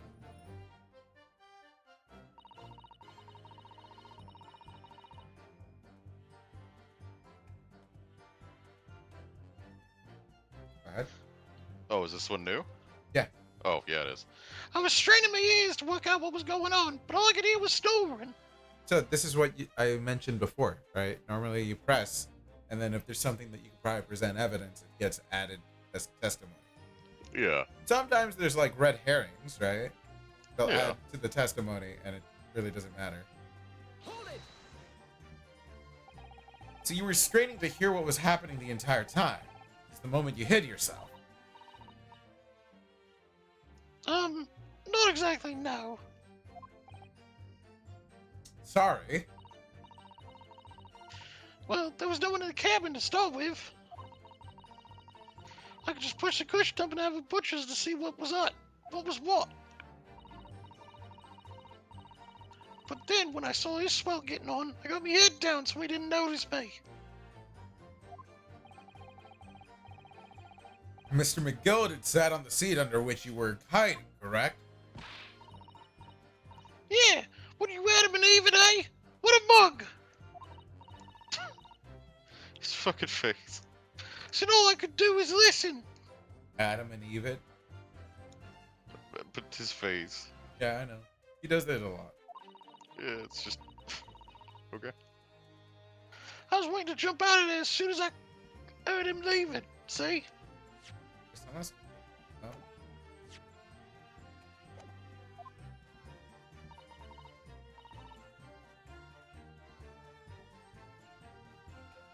But would he? Not likely.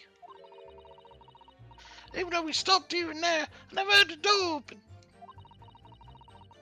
So I just had to stay put and listen to him drive his pigs to market, snoring like an old dog he was.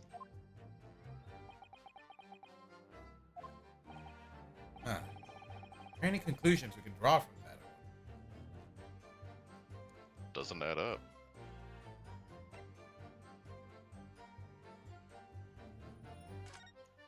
That would mean that the victim got on at the same time.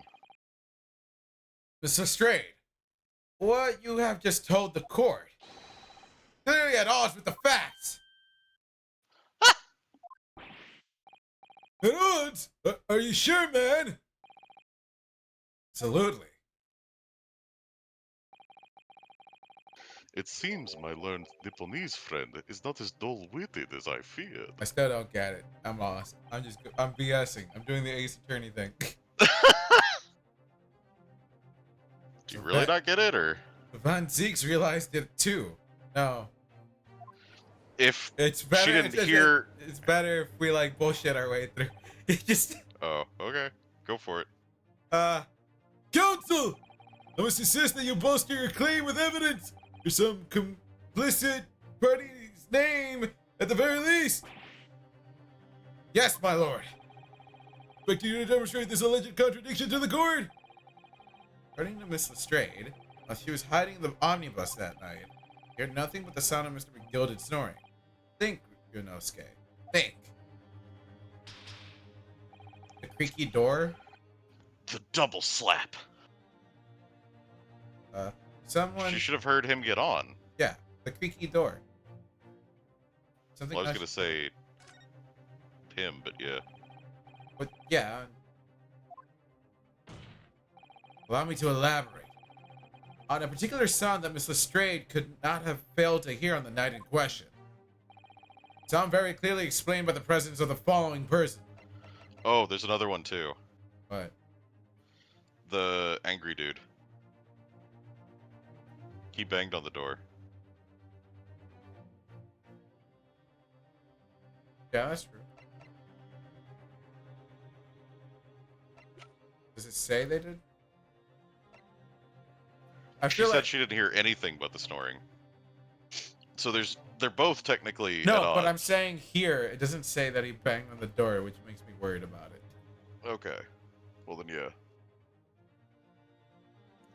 Mr. Mason. Take that! Thrice fired Mason! Yes, my lord. Sound that Miss Lestrade cannot have failed to hear. Is that of the victim, Mr. Mason, boarding the omnibus? That was such a dynamic shot. Holy shit. Order! Order! Explain your reasoning, counsel. Nice shot, cameraman. Man, you're really, Yeah, holy we fuck. really pay you well for the shit. Yeah. Give that man a raise. So Strayed, allow me to confirm something. Claimed earlier that you were the first person on board the omnibus. Is that correct?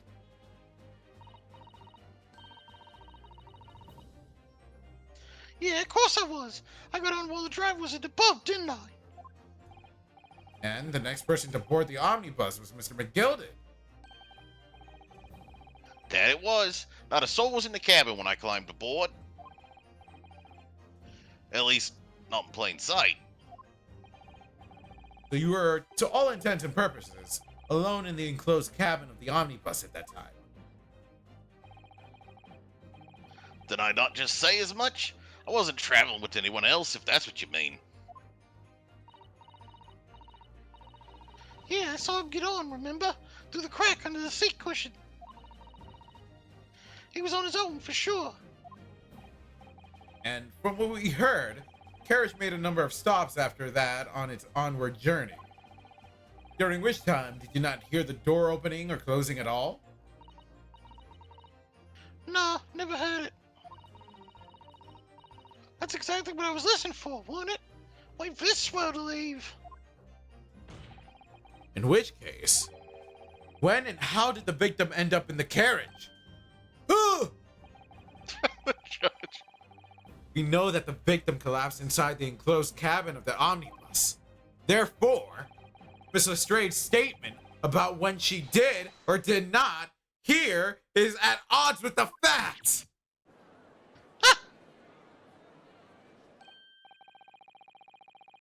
Yes, this petty thief's statement was clearly flawed. Lord Van Zeeks! Yes, he knew. He knew all too well that there was an inconsistency in this strange statement.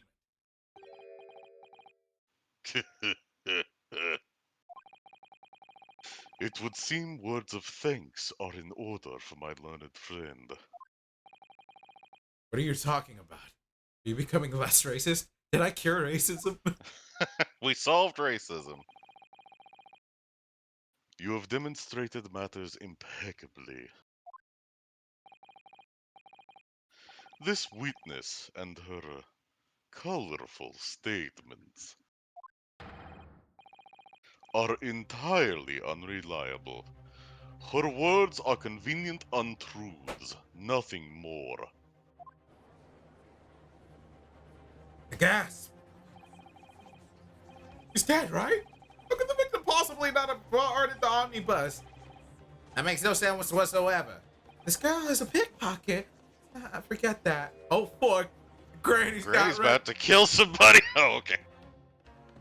to the pyre. Yeah. Ah! She didn't even say anything.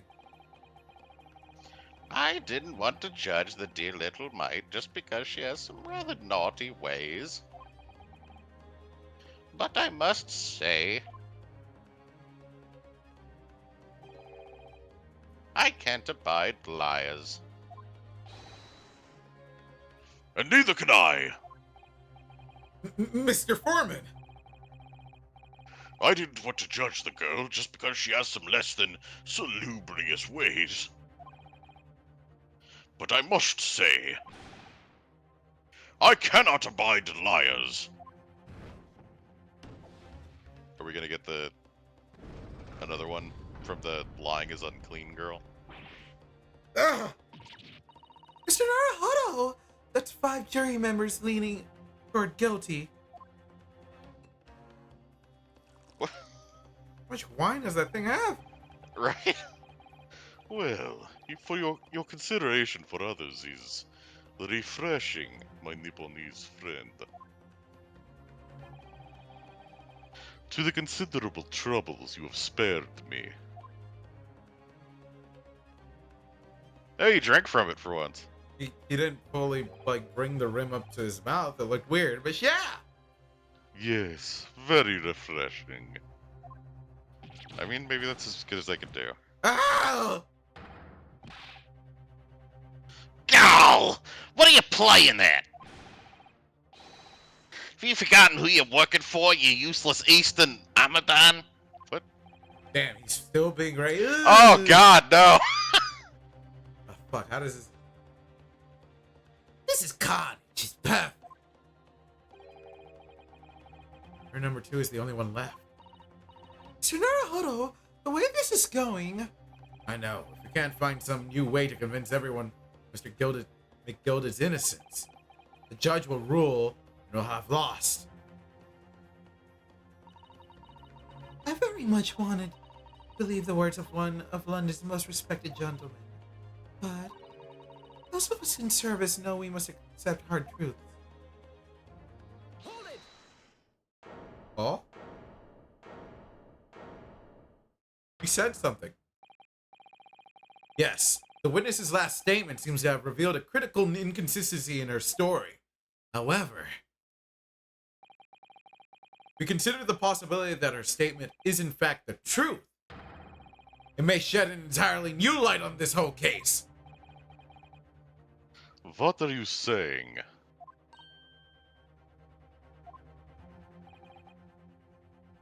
Counsel! Be I'm giving sorry, you some sir. cement shoes. Whatever do you mean?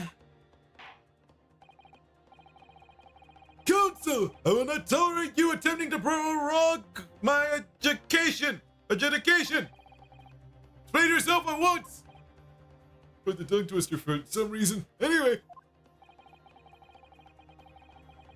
When the accused boarded the omnibus on the night in question, the victim was nowhere to be seen.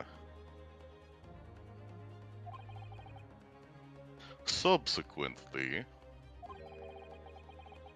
the carriage door was not heard opening a single time, as testified by the witness in the stand. And yet the victim's body was found inside the carriage! If this petty thief's words are to be believed. How do you explain the victim's miraculous appearance inside the cabin of the omnibus? Dropped in from the skylight, right? Is that what we're going with? One moment, let me do something real quick. Damn it. It sucks. Why, Discord, you gotta be so weird with this shit? Tell me if it feels delayed again, because I put it back on it. Okay. Because it keeps yelling at me for drop frames. Seeing red makes me angry. I'm bull. I'm a bull.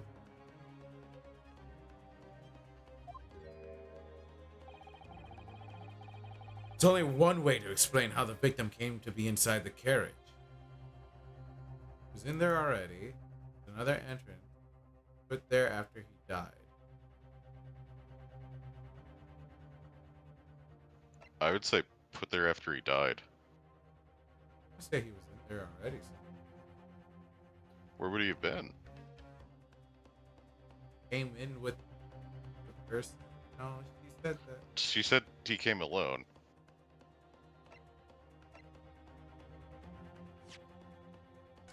I'll go with what you said. And then if I die, we'll blame you. Okay. So I'm still going with what I said before, that he was stabbed and then placed in the carriage. And now, since they've said this, I think he was dumped in through the skylight. And that's why there was the loud ass bang. When everyone was already in. Alright. There's two people Well, on no. the top, but Yeah. the loudest bang could have been them knocking on the door. But that's whenever the guy stood up. And then he wouldn't have seen him from the top because he wouldn't have been on the top yet. Yeah, but he didn't see him until after he discovered the girl already. Like, no one saw. Like, the bang could have been when he knocked on the door that woke up the main guy. He saw there was a dead body. He sat him upright. And then, like, maybe. So then how do you get Yeah, that's the question we're asking. Anyway, you think he was put there after he died? Yeah. Obviously, the victim must have been placed in the carriage after he was killed. Objection! Oh, this automatically dropped. Tell me, my learned friend, what was the function of that obviously in your last sentence? Huh? Well said, Lord Von Zix. He obviously is troubling me also. No. That's really not the point. The point is that the victim must have been moved into the carriage afterwards. Then answer me this. How could the cadaver have been placed inside a moving carriage? Through the skylight. Well, obviously, we have not seen that you could open the skylight, though. You're just throwing accusation. Well, I mean, it's not sealed.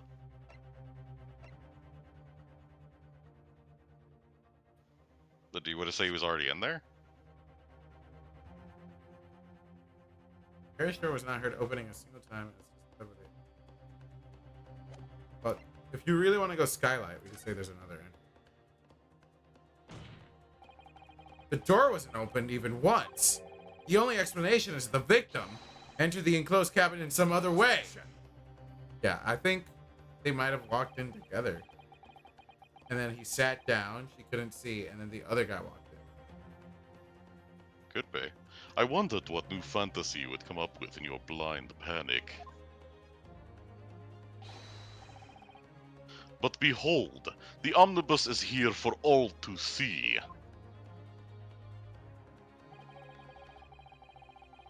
Only one side of the enclosed cabin is furnished with a door. The other has only windows. Fixed windows, which cannot possibly open. In short, There is no entrance to the cabin other than the door. Well, I guess we're still going with this. Oh, It could. There's one possibility you haven't considered. oh really? Yes. One other way inside that isn't the door. Another opening, the use of which allowed the victim to appear inside the enclosed cabin. I saw none of that. Well, it could still be the fucking skylight, but we just haven't. No, I mean, I saw none of what just happened. It was still on Van Zeek's, and then it immediately cut to the judge after a bunch of, like, ding, ding, ding. Did it show everybody being shocked? Yeah. Okay. Alright, counsel. The defense will identify the location of the court. Where the omnibus on which the incident occurred? Where on earth is this entrance by which you propose the victim enter the cabin? Oh. Try the skylight, but maybe we can check to see it.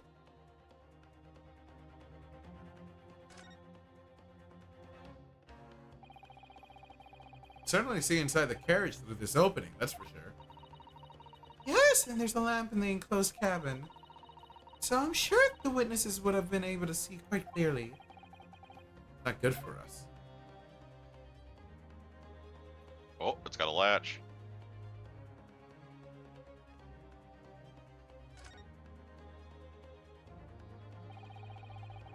Oh, they want...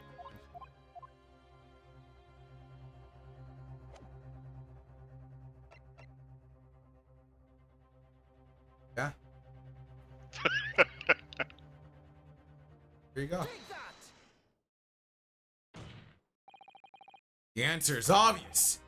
It can only have been in the skylight. This music fucking rocks. I say, the skylight. Objection! Your ludicrous proposal almost has me lost for words. However, Objection! shut the fuck up. Skylight may well be large enough for someone to pass through. Objection! Shut the fuck up. So you claim. But do you have a shred of evidence to support your addle-brained theory? No. Both Mr. McGolded and Miss Lestrade said the same in their testimonies. They each claimed to have heard a loud thud, such as the noise made by someone falling to the floor. He was killed on the roof and then thrown in? Yeah. Yes, which has already been explained. It's the sound of the victim falling from his seat having been assaulted with a dagger. But you wouldn't fall forward, you'd fall back. Yes, it has, but would a man slipping from the seat onto the floor really have made such a loud noise that the witnesses described? Noise loud enough to cause Miss Lestrade to let out an involuntary cry, in fact. Good gracious!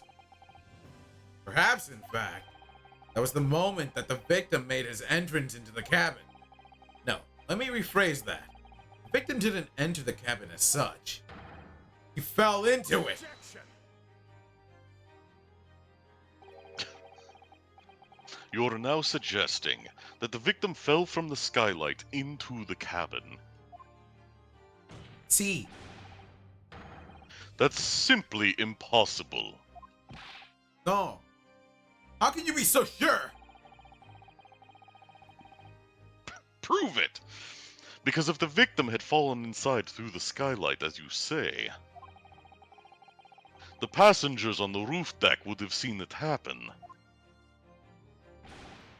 The passengers who have a reason to lie and have done so already. And yet, not one person made mention of such events in their testimony. Well, yes, that's true, but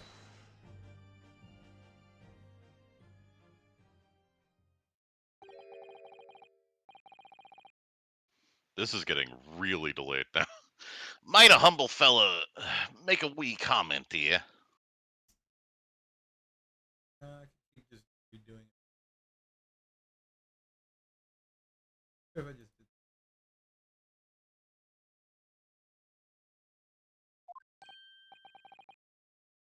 This is way better. Mr. McGilded.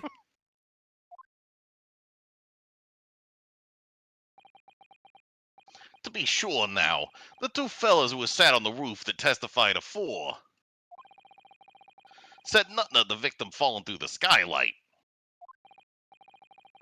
But it seems to me, my lord, that 'tis not so much a case of them not saying, but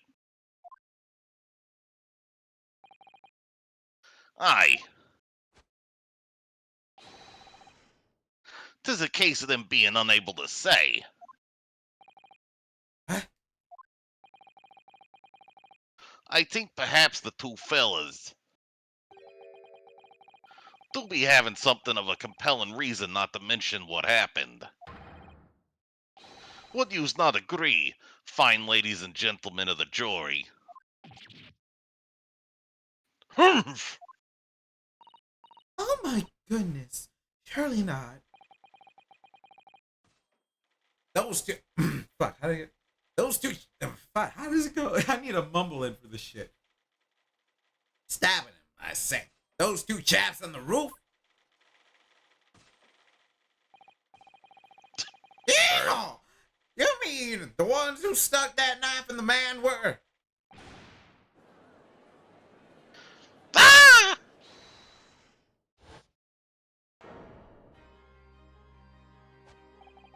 Just what exactly are you insinuating here? You, blitherer! Blither? Blither? Look at his mustache. What about it? It's a W, like on the knife.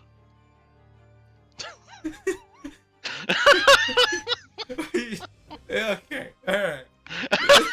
That'd be quite the stretch, dude. That'd be quite. What if it is?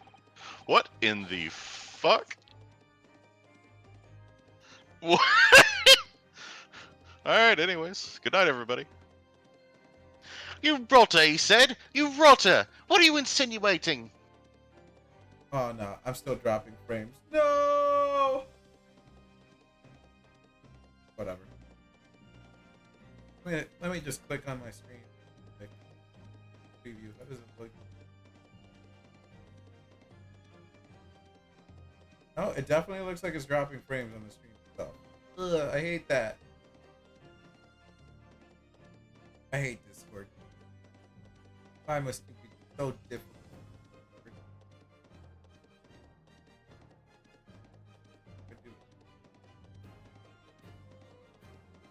I don't know. Anyway. I like how this is the first time his hat has stayed on the most securely. Yeah. This is a flaming outrage. I've a good mind to give you a blinker in a minute. That means a black eye. He'll give you a shiner in a minute, he said. And so will I. Mr. Fairplay? Mr. M. You're Sorry. effectively accusing me, a city gentleman, and well-respected banker. Well respected. A W. Just finding him in every time. And me, a very angry hatter. Suggesting that someone like me could have stabbed that man in the gut. It's a disgrace. Scandalous. It's, ah! I protest. I protest in the strongest possible terms. What? What? What? Why is he there now? That's right. I protest too. And about you, you rotten scoundrel. You're standing there all along. Was he? Kind of. Not really. That's what I thought. Order! Order! Order! This is not the time, witnesses! Do not permit this wanton invasion of the stand! Return to the ante room at once! But this is beyond reason, my lord. Ah, it's outrageous. It's very hurtful, you know. My lord, if I may comment. Go ahead, Lord Von Zeeks! It was the defense that incited this outburst from the witnesses. My learned friend has seen fit to abandon all protocol and accuse the witnesses without proof. You want to point out is this the defendant, not the defense as a whole. Yeah. Excuse me? Accuse! I never intended to! It seems, young Nipponese, that your command of the English tongue is wanting. Oh, he's racist again. Shit, we remade racism. Oh no. You propose to this court that the victim fell through the skylight from the roof deck of the omnibus. That hypothesis cannot possibly stand without the rooftop passengers being aware of the events. You have branded these gentlemen liars. You have intimated their criminal guilt. I mean, they already lied. In our British courts of law, this is what is termed a baseless accusation. Oh! I know I was rash to put this idea forward without any actual evidence, but can't just dismiss it without a second thought. What are we wasting time for? Get them to testify! Huh? I thought there was something fishy about that hat from the moment I laid eyes on the fellow. He's hat-cist. That says, we have to see this matter through now, one way or another. If there's filth and rubbish in our midst, we must dispose of it at once.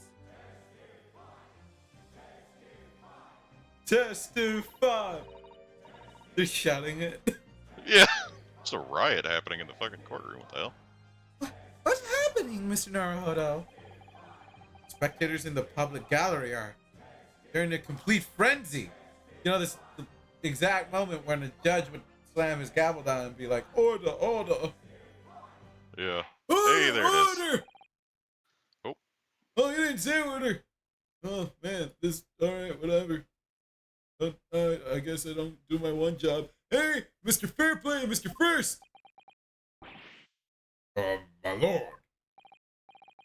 You will take the stand again and make another formal testimony. Reference to the indictment brought by the defense. Yes, my lord. Why are they around? I guess because everybody's shouting at them? I don't know. Maybe it's supposed to still be a thing that's going on, kind of a deal.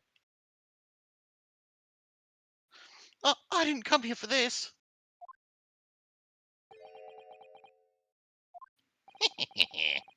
No time to think this through. All I can do is keep pushing forward. Keeping pushing forward? Did I say keeping? That's what that said. Oh. Keeping pushing forward. Disputing the accusation. We were the only two people up on the roof deck. Dead or alive, I can swear to that. If anything happened while we were sitting, don't you think one of the other of us would have noticed? In any case, neither of us know the first thing about the victim. We had no reason to kill the man. The skylight was shut the entire time, I tell you. We couldn't have possibly have opened it. You're so sure the victim fell through the skylight. Where's your proof? Kill the carriage, I guess. There's a giant blood stain on the floor now. I must say that on listening to this testimony, it is somewhat hard to imagine. Well, either the witness could have performed any malevolent act on this open rooftop deck, without the other noticing forthwith. That's right, you see. We're innocent, I tell you. Although logically, of course, the argument falls down if the two of you were in collusion with one another. What? Hey! According to investigations by Scotland Yard, the two witnesses shared no common dealings. Yeah. Well, I don't trust coppers anymore, and I trust the stick and rich. Thing doesn't feel right. All is going in our favor, really. Why do I feel so uneasy? Counsel, for the defense! Over to you! Your cross-examination, please! Oh, yes, my lord. Could this be a wrong rabbit hole all this time? What do you mean? Like, if we said the wrong thing, it would have just immediately failed it, right? Probably. We failed one of them. What do you mean?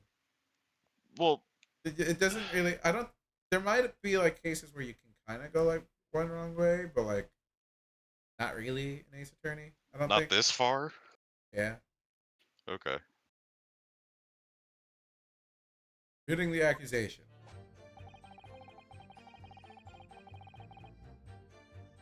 We were... Okay, I don't actually read that. Hold on, I can press it. So, at no time did the victim, Mr. Mason, climb up to join you on the roof deck. I mean, the other thing is that he said the door was locked, so when would he have gotten in? What do you mean? This guy said that the door was locked. Yeah. How did Mr. Mason get in? Yeah, true, but he could have already been in before he got on the roof.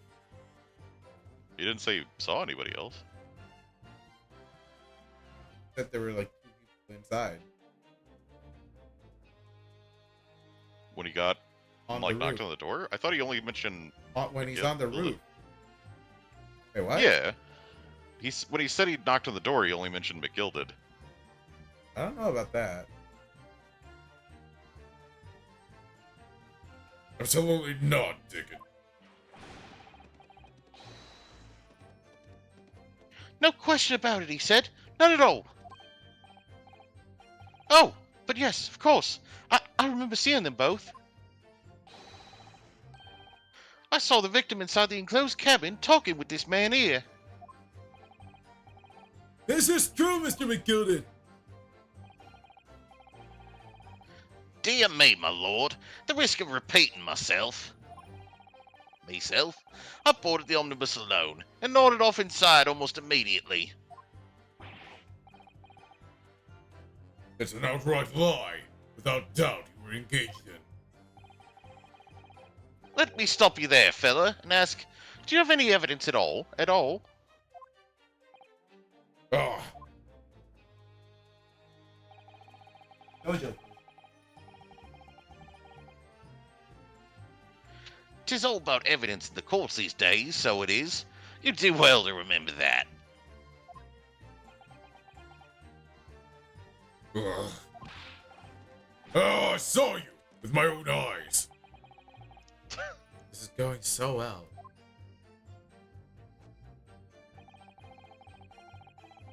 Okay, press this one.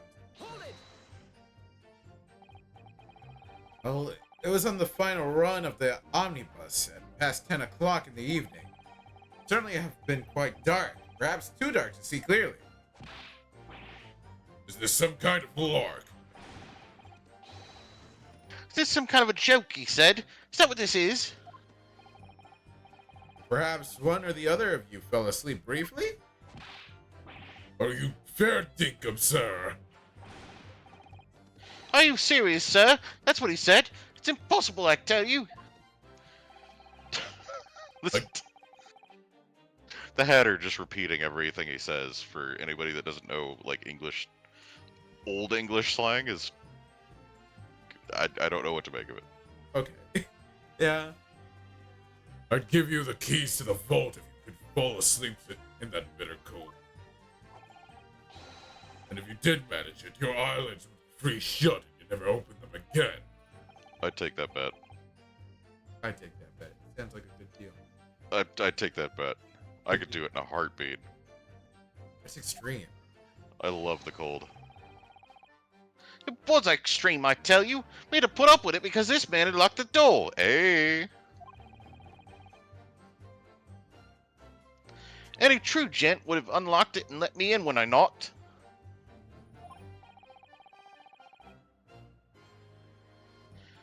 I'm dreadfully sorry about that, young fella. But you see, I was away with the fairies and I didn't hear you at all. That's a lie. I saw you through the glass. You were talking to someone.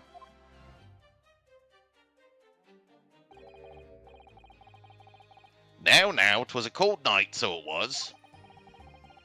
People do be seeing things that aren't real in the cold. 'Tis hardly surprising. Surprising? Seeing things? Seeing things? We're gonna have a brawl on the fucking witness stand by the end of this. I'm gonna be so here for it. World Star! Everyone who shouted testify starts brawling. Hell yeah. I believe we have reached an impasse here on this particular point.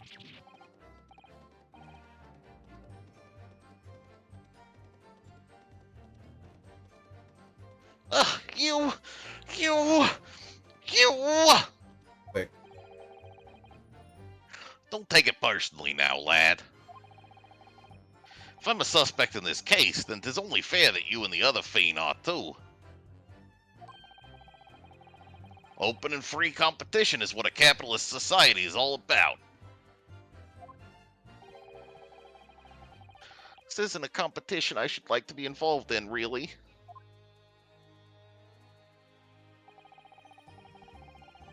In any case, neither of us know the first thing about the victim. We had no reason to kill him. Oh fuck, I didn't. Go back. There you go. Hold it! So, you had never met Mr. Thrice-Fired Mason before? No, not once, never. He'd never met the man before, he said. Never. And you, Mr. Frizz, had no prior dealings with the victim either.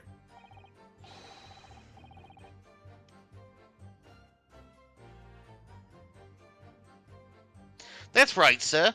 Hatters don't have much to do with brickmakers, to be perfectly honest, sir.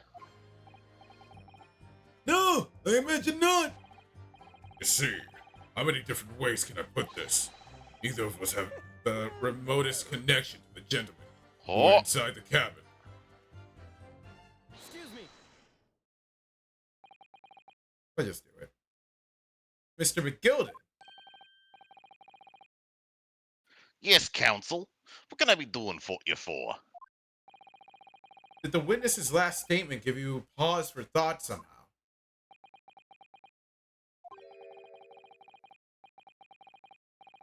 Not the remotest connection. Is that right now, I wonder? What are you insinuating now? Ah, Mr. Fairplay. There's been too long, it has. Eh? If I'm not very much mistaken, believe this fast approaching, is it not? Your repayment date. I beg your pardon. You borrowed 20 guineas from me, sir. At an unconscionable rate of interest. You tricked me. unconscionable. Unconscionable rate of interest. You tricked me. It's extortion. A banker got tricked for interest rates? I don't think you should be a banker, dude. Huh. Well, now, is that a touch of begrudgery, is it? Sort of begrudgery that might motivate a fella to pass his crimes off on another. Ah! Are we doing the right thing? Are we helping a guy who for sure stabbed somebody get out of this? We're finding the truth, and we'll keep digging into the truth no matter what. And young Mr. Feist. Me, sir? Well, what do you want with me, sir? You do be making hats for a living, do you not? That there top hat sliding about on your head. It's not one of your own creations, is it? Oh, well, I was still just an apprentice, you understand? I'm learning to find the perfect fit for whatever fine gent walks through the door. The perfect fit, is it? Well, 'tis a very distinctive design, so it is. Many customers like it, I tell you. They like a distinctive touch. Customers, such as thrice-fired Mason. Ah! Oh. Is his hat unique in the sense that Oh, it's got the same stitching.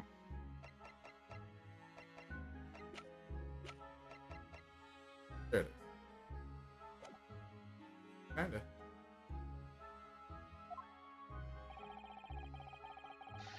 There was a photographic print of the victim submitted as evidence of form, my lord.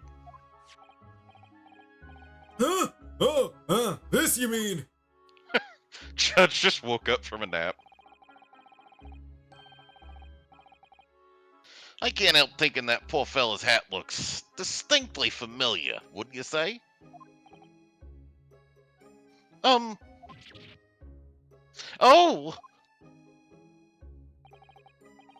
That's one of my hats. Wow, he just admitted it. Aye, that it is. So it seemed the brickmaker was a customer of yours. Don't remember his own hat. And he said that, oh, I don't remember what hats they had. Yeah. The sort of customer I'd wager you could have had a wee quarrel with over the distinctiveness of the goods.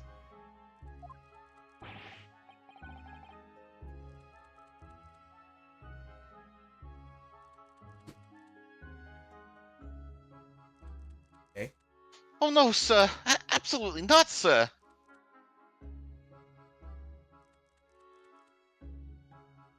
I'm just worried about my stream because it keeps saying I'm dropping frames. I'm hoping it was fine.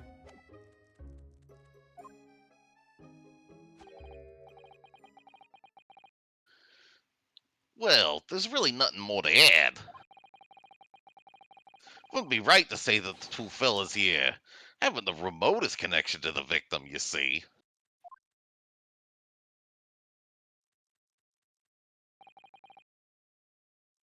I rest my case. Only your third favorite streamer. Who's your first and second?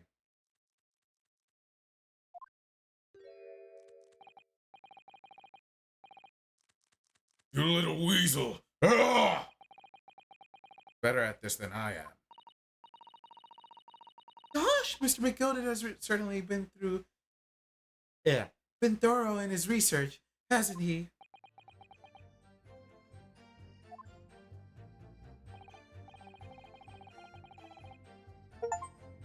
Please, don't let me little interruption hold up the proceedings. I got an achievement. Figured out who made his hat.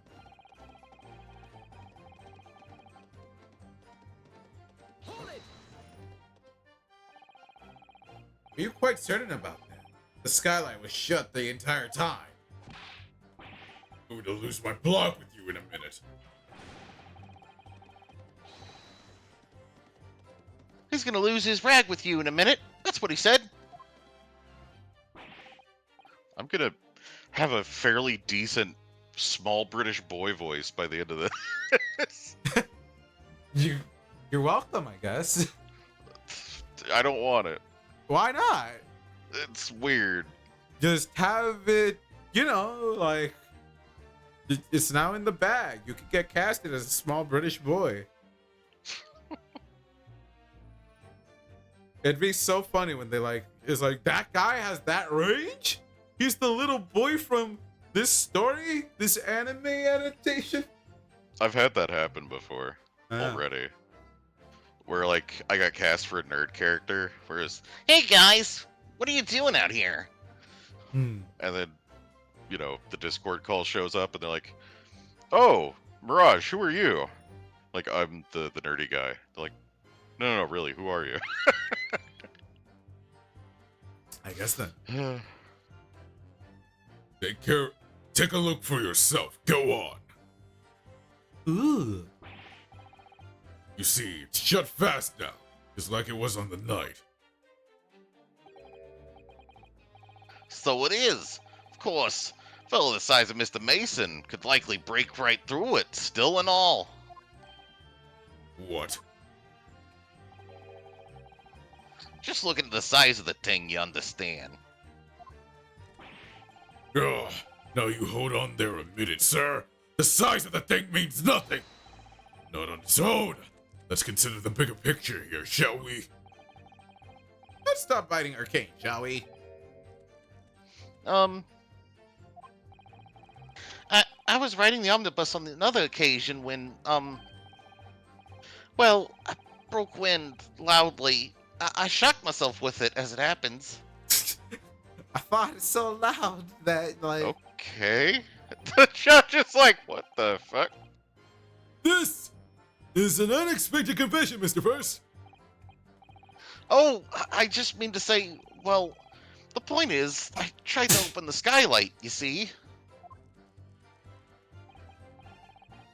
But just my luck, I couldn't make it budge. The stench was terrible. Ugh. Okay. Everyone was looking daggers at me, sir. I went as red as rouge, I did.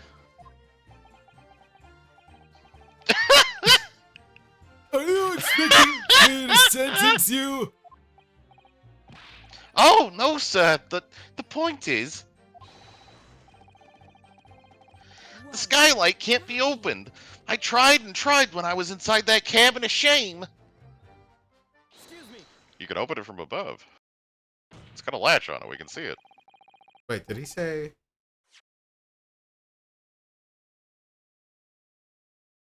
I tried it and tried when I was inside the cabin of shame. Yeah. Inside of it? You can't open the skylight from the inside. Oh, but how? When was he inside? On a different ride. When Oh. other people were staring at him because he farted. Okay. Nobody would care if he farted on the outside because, like, you know, it's outside. You have something to say about that, Mr. Lestrade? Miss Lestrade? Fuck. You misgendering her? Miss Lestrade!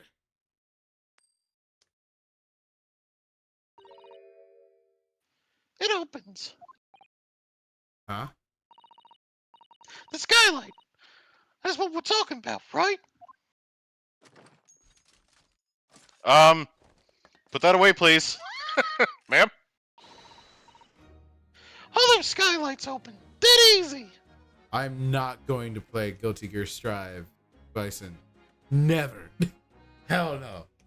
Fuck that. More easily than you can load that weapon? That's a lie, I tell you. Otherwise, when I broke with the wind, I... You can't do it from inside, you mug. Oh!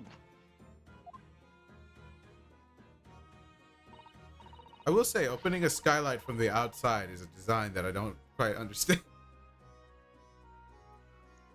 I don't get it either. But it's also a little weird to have a door that supposedly locks from the inside. So, Yeah. on a coach of all things, like, Yeah? I don't know. Look, a few weeks ago, I was up on the roof deck of one of the drags. And I had a great awe. I had persons coming out of me ears. Miss Lestrade! This is not the forum to being eulogizing on the subject of your criminal activities! Well, anyway, I had a bit of a scare. When I lifted the last bloke's purse, he got wise to me.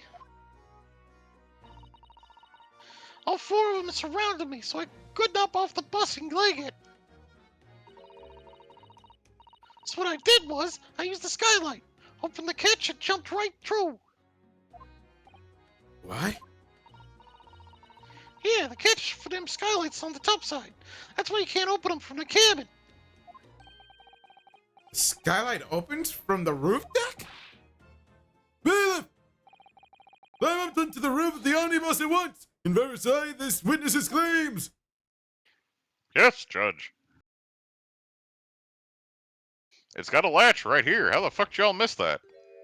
You stupid or something? Ah, Oh, my hat.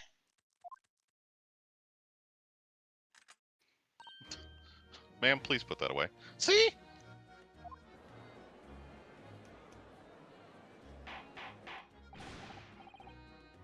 Order! Order! Order!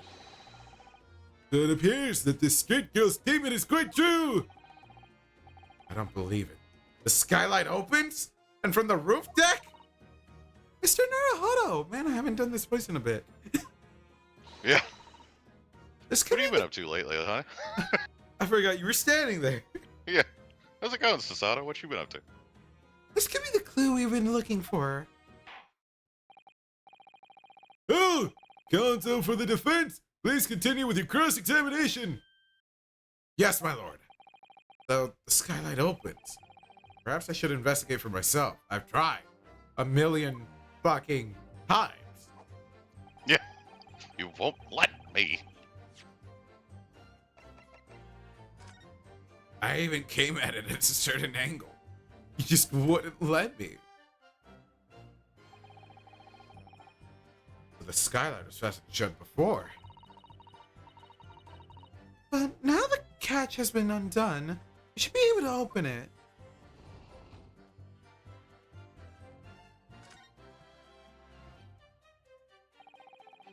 You certainly see inside the carriage through this opening, that's for sure. Yes, and there's a lamp in the enclosed cabin. So I'm sure the witnesses would have been able to see quite clearly. It's not good for us. Oh, that's... Okay.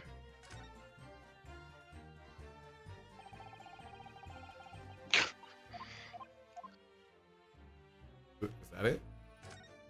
Alright.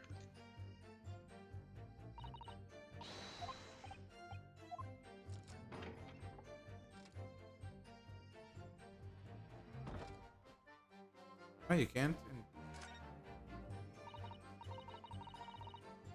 Yes, it does open very wide, doesn't it? Why didn't I have to kick someone like you through? Certainly, Mr. Naruhodo. Why someone like me? I think she's telling you you need to beef up. Ah! What is it? Look, just here. Look at this. Oh! That's without question. It's blood! Why would there be a blood stain there? Surely, it can't be unrelated to the case, can it? Called it. The details of the omnibus have been updated in the court record. Scene of the crime, there's a blood stain visible on the frame of the skylight when it's open. We did it! My mother Fluffin called it!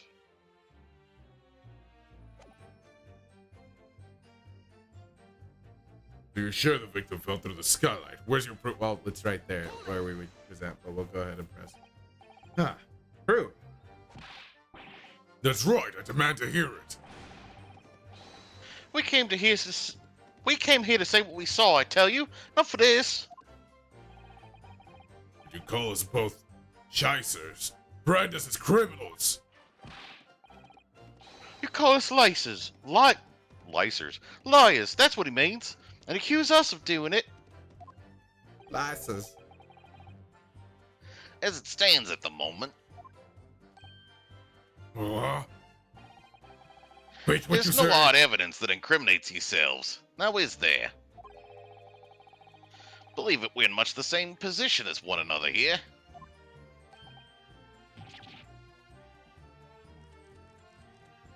Although, you know, the scene of the crime has changed since. What's the word? The original Yeah, proceedings? yeah. And like this guy's acting like he knows. So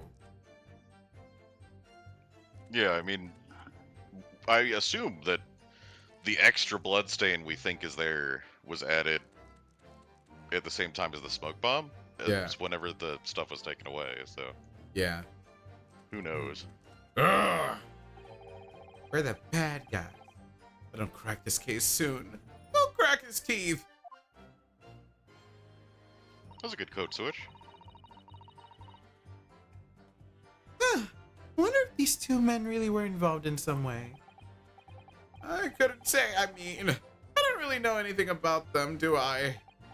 Although, by the same token, I don't really know anything about Mr. McGilded either. It's so hard to know what to believe here.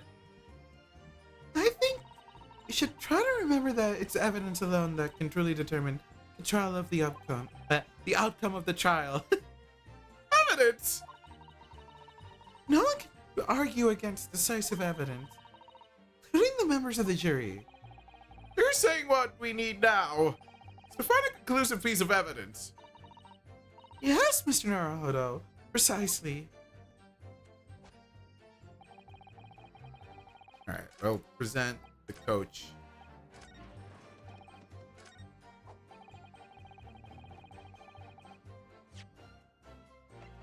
What do you see? There's blood. On the night in question, the victim was fatally stabbed in the stomach. Immediately afterwards, the victim's body was pushed through the skylight in the cabin below. Those are the facts, and the irrefutable proof remains clearly visible on the omnibus that stands before us today in this very courtroom. What?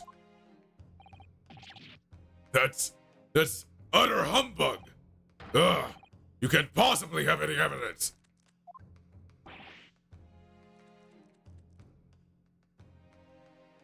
No, you can't.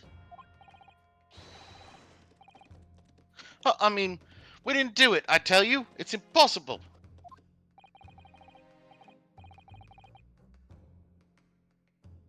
Irrefutable proof here in this courtroom. Counsel! My lord!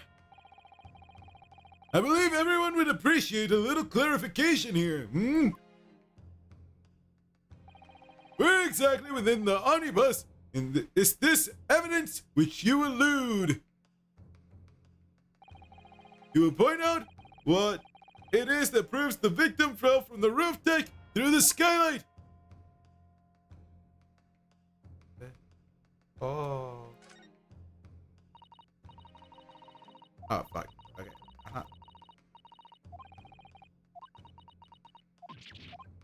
I had to press Y.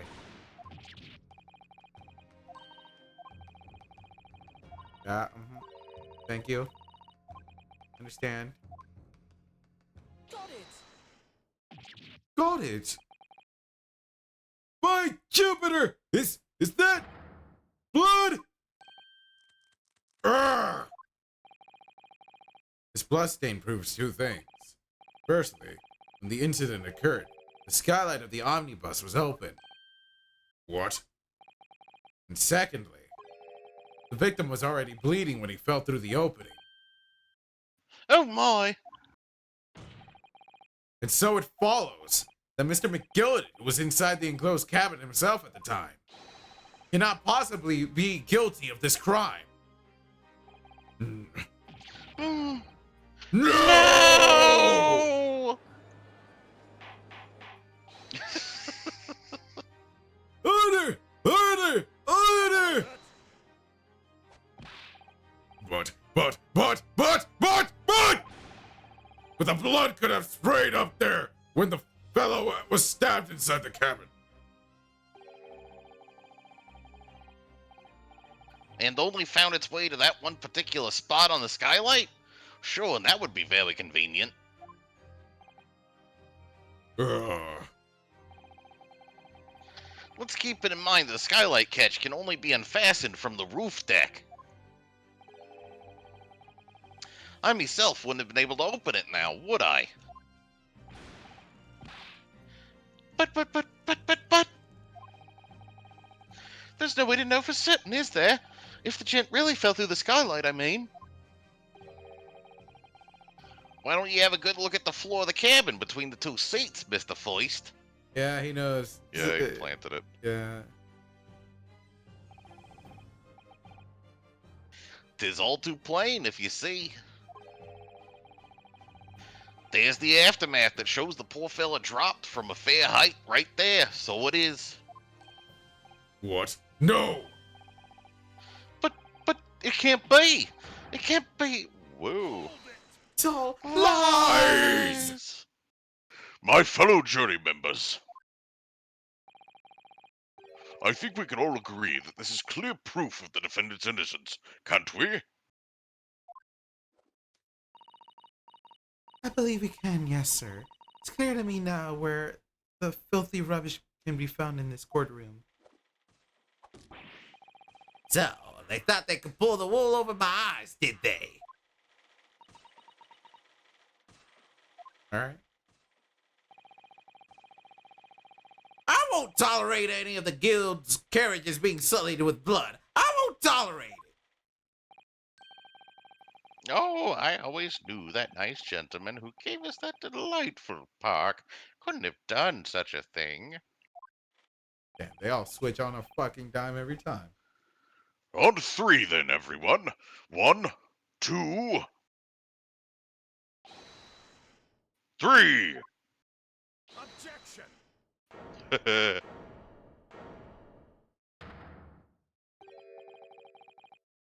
A chilling performance, Mr. McGilded.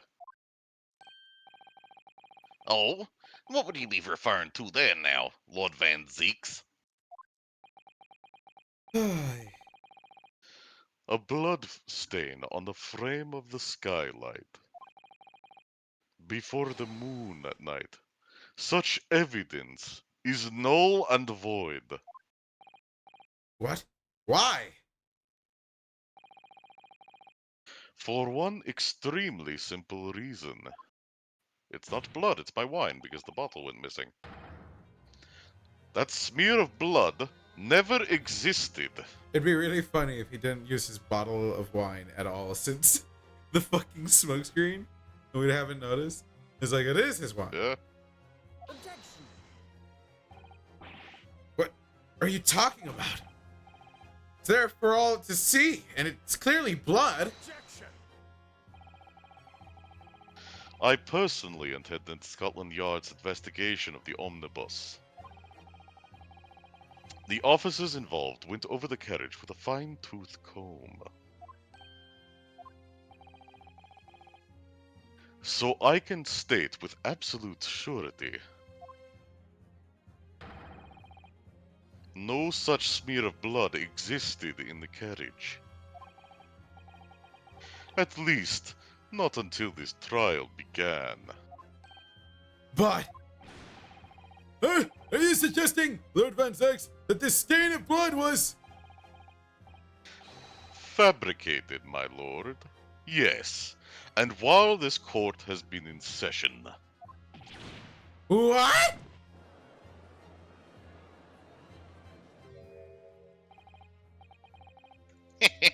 What a palaver. I have no idea what that word is. I must say, I didn't expect such crude reasoning from a prosecutor of your standing, Lord Van Zeeks.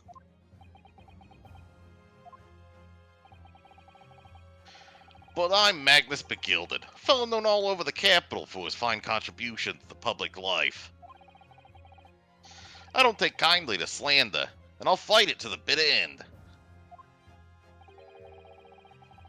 Even if it's rolling off the tongue of the Reaper of the Bailey. Mr. McGilded, I realize that this is your first appearance in court as the accused.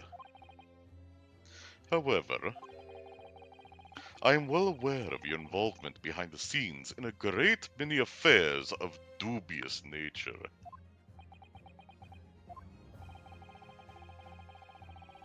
You're very adept when it comes to avoiding getting your own hands dirty. And each time it happens that the case you're involved in is investigated, you adapt the facts. Adapt the facts? What does that even mean?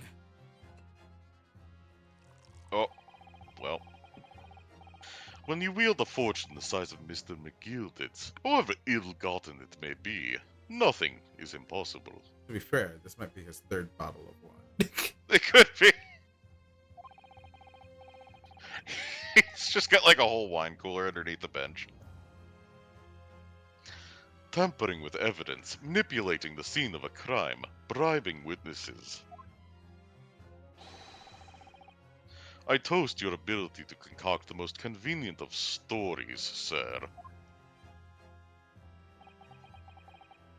Tut tut, Lord Van Zeeks. This will not do, to be sure. Will it now, Counsel? Huh? Oh, no.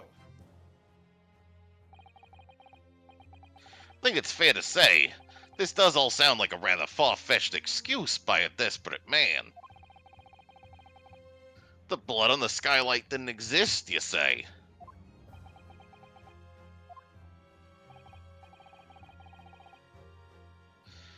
But, if yous will all cast your minds back, Oh. is it not true that the omnibus there has been in the courtroom the entire time? How could anyone possibly put a smear of blood in it without the world and his wife seeing?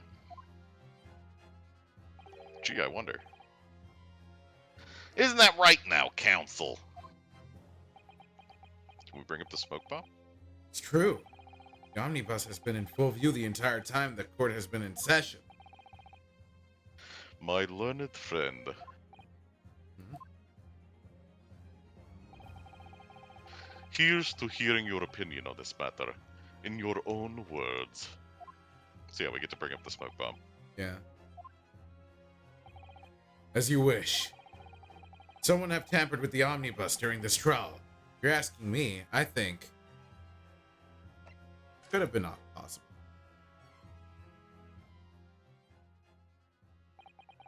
As a defense lawyer, my job to advocate for the defendant as best as I can. Still, I feel as though there's something even more important at stake here. There's no evidence to suggest that the defendant did as my learned friend suggests. However, in terms of having the opportunity to carry out the alleged tampering, there is one possibility. Oh! Good gracious! Explain yourself, counsel!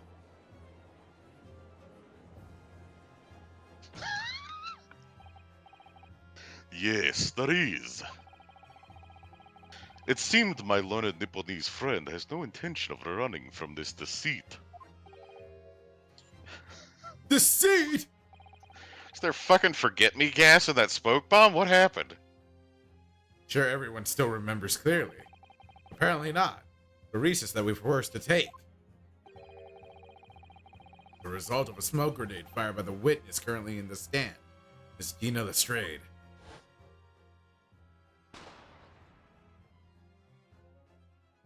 Flashback! What is going on? Be careful, Mr. Naruhodo. Cover your face. Bailiff, don't let the accused escape. Secure the omnibus. I hereby call an emergency recess.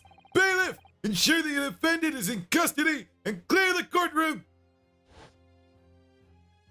The courtroom was filled with smoke, and everyone was thrown into confusion. All of us were made to leave this chamber.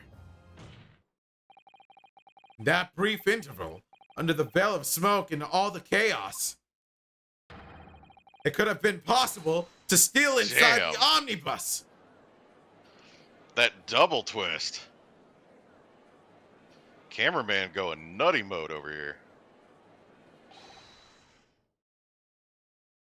Are you wise? This guy's so pissed.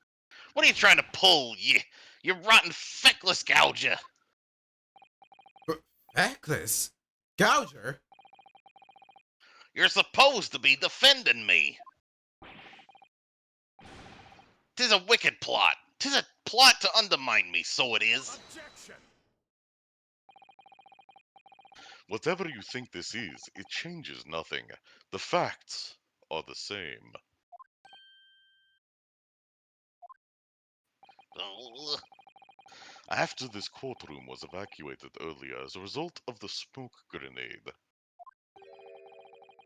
a number of inconsistencies materialized in relation to the omnibus. Inconsistencies such as. To start with, the storage compartment underneath the rear passenger seat. Empty.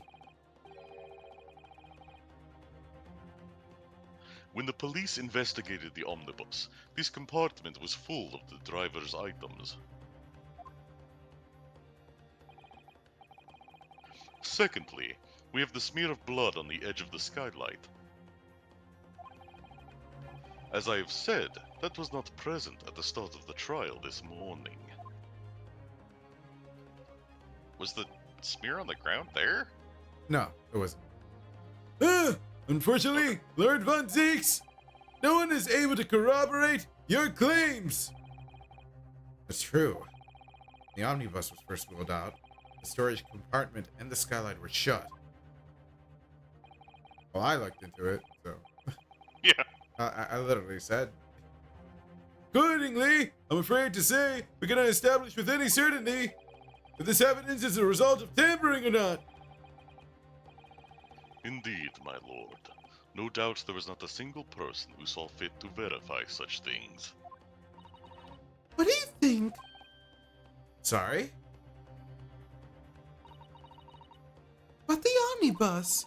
Is there anything else unusual about the omnibus? An inkling? My lord. Yes, counsel. There's one further inconsistency. The mark that surely could have not have been present at the start of the trial.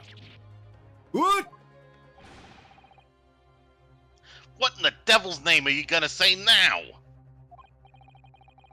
If you dare to betray me, you little maggot, you'd better start washing your back. Silence, McGilded.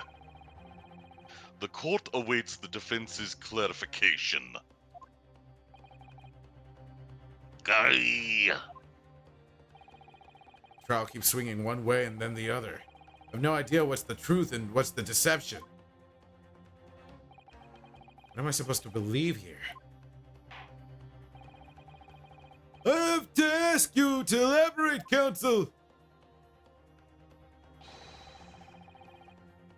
Where exactly is this alleged mark that you claim appeared at some point during the trial? The floor. Got it. Consider that the victim fell through the skylight onto the floor of the cabin. You would certainly expect to find signs of blood where he landed. But as far as I recall, this blood stain on the cabin floor was not there when the omnibus was first brought into the courtroom. Good lord! Are the judges always this incompetent? Yes. Oh god. Yes, I do believe you're correct, counsel. Well said. Although, as advocate for the defense, one might say that was a very careless slip of the tongue. Normally, you know how like there's a jury in here? Yeah. There's no jury in other games. So like as quick as Oh.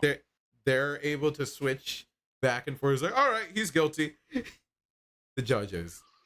The judge is just like, let him go. He's execute him. Let him go. Execute him. Yeah. Back and forth repeatedly. Wow. It's usually more on the execute him side. Okay. Just barely not.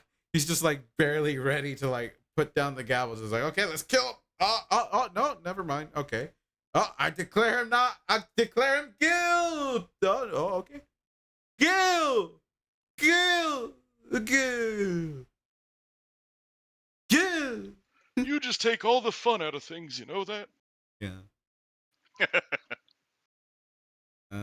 You said that, right? Yeah. A very careless slip of the tongue. I believe that bloodstain on the floor is a decisive piece of evidence. But if the question is whether that evidence is genuine, or whether it was unlawfully fabricated by someone, I feel compelled to admit that there's at least a possibility that the evidence is fake.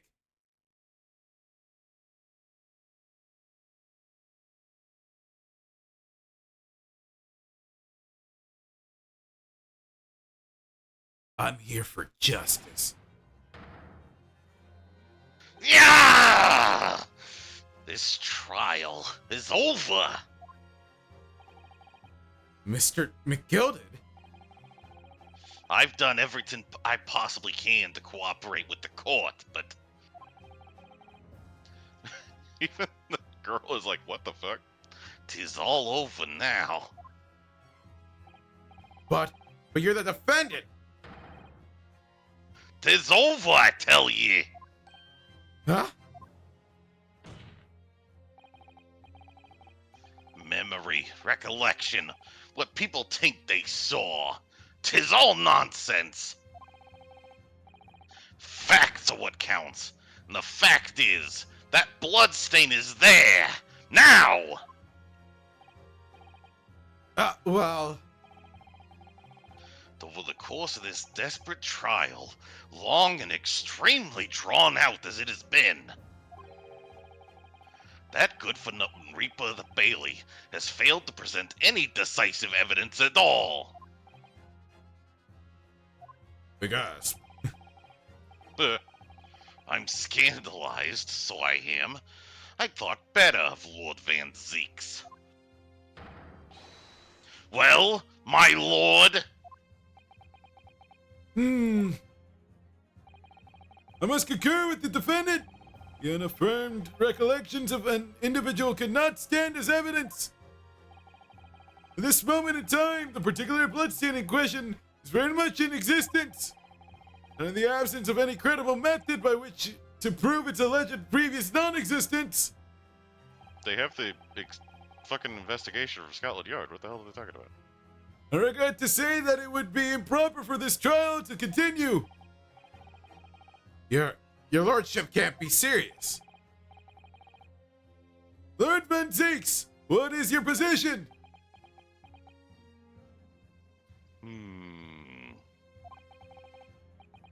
The prosecution, my lord,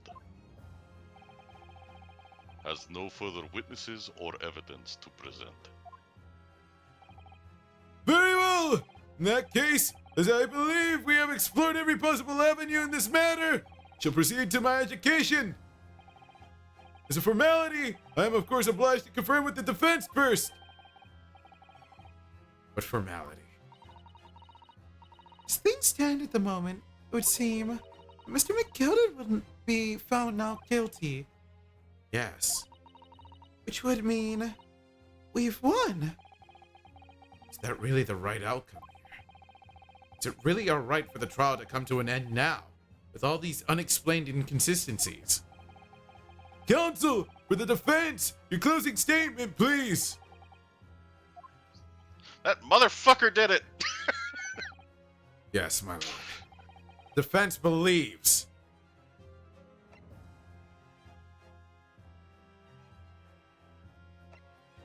I don't know, what? The rule of a defense attorney is to always believe that the defendant is innocent. But Okay.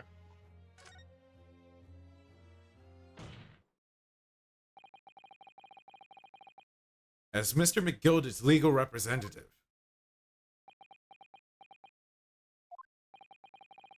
I can't breathe. The air in here is stifling. But I'm this man's defense lawyer. There's only one thing I could say in this situation. I believe the defendant, Magnus McGilded, to be innocent of the allegations brought against him. Thank you, counsel!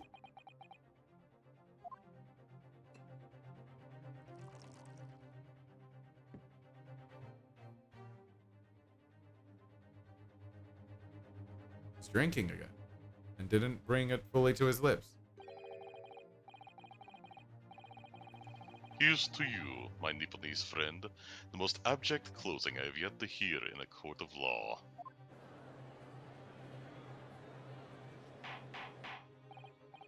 Order! Order!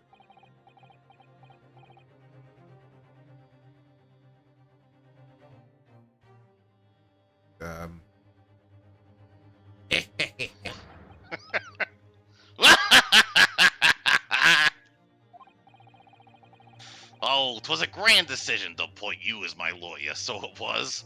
A grand decision.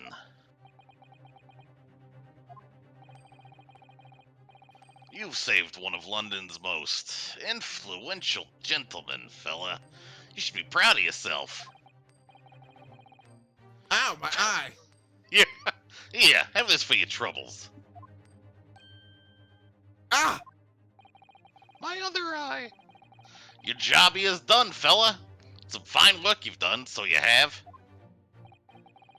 What do you mean? 'Tis just as the right honorable gentleman so succinctly put it afore. The trial can't go on anymore. And your closing statement there was, how do you put it now? Nothing more than a formality.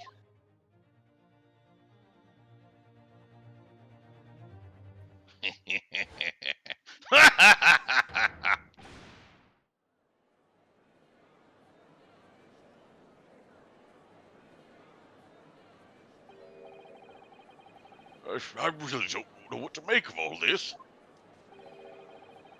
Was the evidence we've seen genuine? Yeehaw! Was the evidence we've seen genuine or was it fake?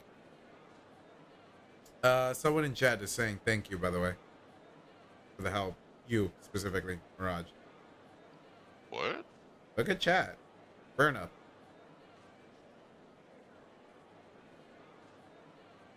I don't know what I did. Well,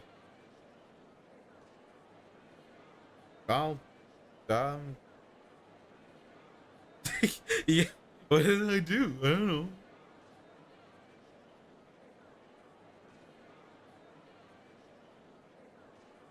Why do I not see when it tells me there's an ad? Oh, I guess they might have just opened it. Oh, fuck. How did that start it? How did that click?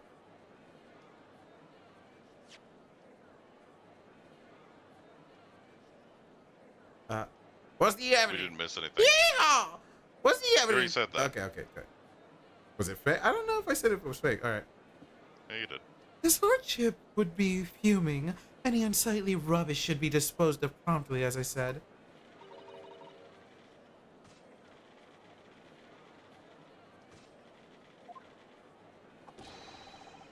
A stick of rage are always guilty of something. You mark my words.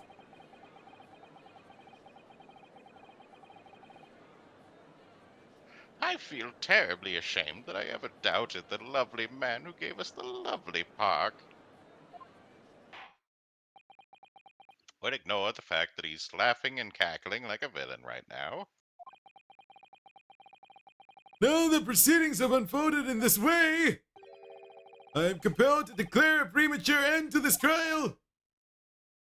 Furthermore, the court must accept the court defendant's plea.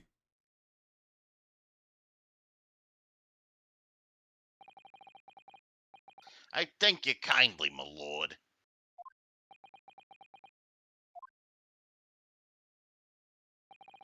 I hereby pronounce the verdict of this court. But we still haven't determined if the bloodstain of the omnibus is genuine or not. We don't know if these witnesses are telling the truth or a pack of lies. We have no idea about the truth. Lord Van Zeeks! My lord. The case made by the prosecution was flawed, plain and simple. If indeed the omnibus presented as evidence was tampered with, the prosecution is at fault for allowing such a disgraceful perversion of justice to take place. My sincerest apologies, my lord. Objection. But wait! When we were evacuated from the courtroom, Lord Von Zeeks ordered the evidence to be secured. I'm afraid the prosecution cannot shun responsibility in this matter. That's so unfair. The culpability of the defendant has not, at the present time, been established by this court.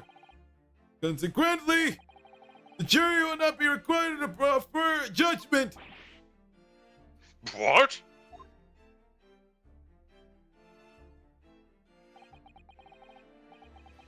Well, Lord Van Zeeks, it's been a pleasure, so it has. As for you, my dear fella, I couldn't have asked for a better defense.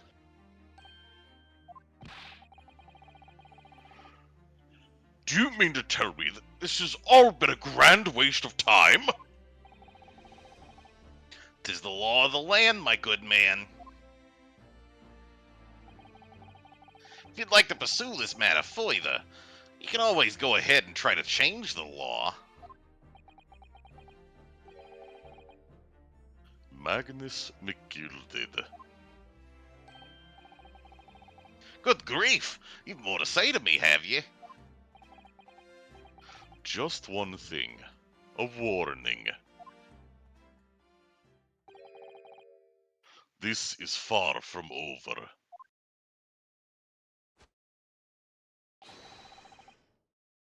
Well, something to be looking forward to then.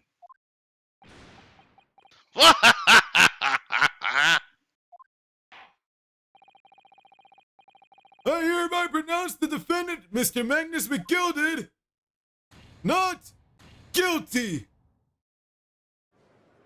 What the fuck is happening? We won. What the fuck is happening? Yay! Confetti and fireworks. Aren't you happy for the confetti?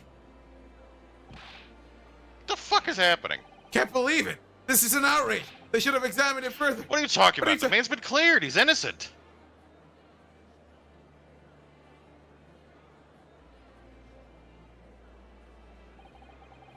Courtroom in pandemonium for the second time that day. The judge delivered his verdict. First ever trial in Great Britain came to an abrupt end, with the defendant being found not guilty. Ostensibly, a victory for us. Yay? What is happening? 18th I keep February, waiting for the game over. 5:14 p.m. The Old Bailey, defendant's antechamber.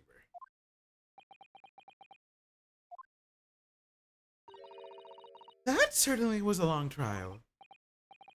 Yes, it was. It's like it took a week.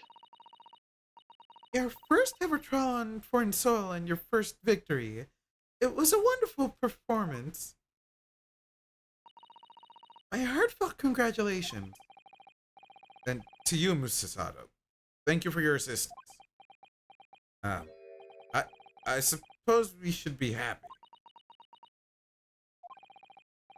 Trouble is, we're still completely in the dark about what actually happened. Well, we didn't have enough time. But isn't it wrong? This is also, by the way, new to me. Normally, when a trial ends in a fucking case attorney, it's like the case is over. But I guess in this case, in this game, they actually do the whole case to find out the truth, whether it's a trial or not.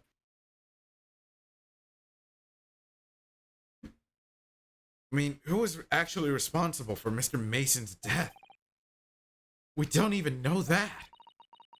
The sole aim of the defense is to obtain a verdict that exonerates the defendant. You carried out your duty to perfection. Aye, that you did.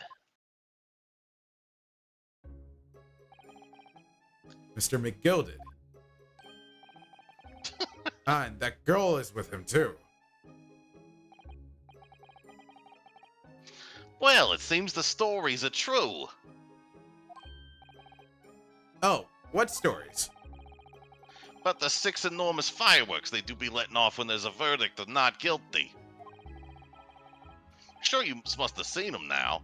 Spectacular, wouldn't you say? Yes, definitely. I heard it was a sight to behold. To be sure it was. I've told you the tank, and I've viewed a tank, I suppose, if I have an opportunity to see it.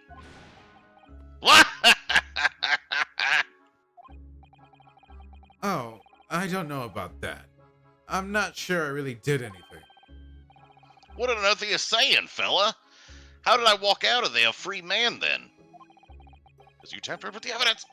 I don't think it was so much thanks to me as down to your planning.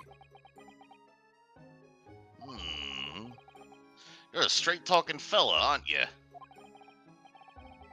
I must say, you had me astray in the head there once or twice. But you're young and headstrong. Ah, 'tis water under the bridge. Congratulations, Mr. McGilded, on having your name cleared. Nothing's resolved. There's only one thing that matters to me. Aye. Revenge. Oh. They've all seen that I didn't do that odious and abstinent deed. 'Tis grand, is it not? I suppose it is. Now the fine fellas of Scotland Yard can take matters in hand and sort out any wee details. They'll see it for what it is. They'll get to the truth. I've absolute faith in them, so I have. After all, I do be providing a good number of their wages with all the taxes I pay.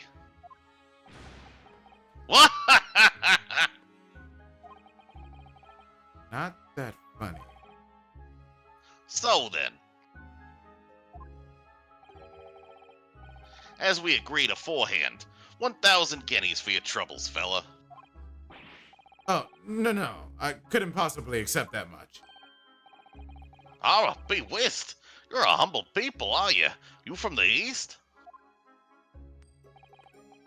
You from the East? I don't know. I don't know if that was supposed to be said. Well, if you insist. The question mark makes it a bit weird, but you're a humble people, aren't you? You from the East. Like, you people from the... Yeah. Yeah. But have this, still and all. You deserve a reward. Mr. Magnus McGilded. Everything is ready, sir. If you'd like to follow me into the courtroom. The courtroom. Is he starting up his libel suit already? What's this, officer? 'Tis sooner than I was led to believe. I hope it's not inconvenient, sir. There were some changes to the schedule. Well, I must be making tracks now. 'Tis time for the inspection. Sorry, what inspection? They're going to examine the omnibus again, so I'm told. I asked if I could be present for it myself. They're going to examine it again. Now? Naturally, I'm under no obligation to take part in any more of this matter now. But as an upstanding member of London society, I do be doing my best to help where I can. 'Tis a gentleman's duty, so it is. So then, fare thee well. 'Twas an absolute pleasure meeting yous. Hope you have a whale of a time while you're studying here in Great Britain. Bitten. It's British. Fish. And there he goes. A free man. Are we bad people? We the baddies. Oh, I forgot she was here too. Uh-oh.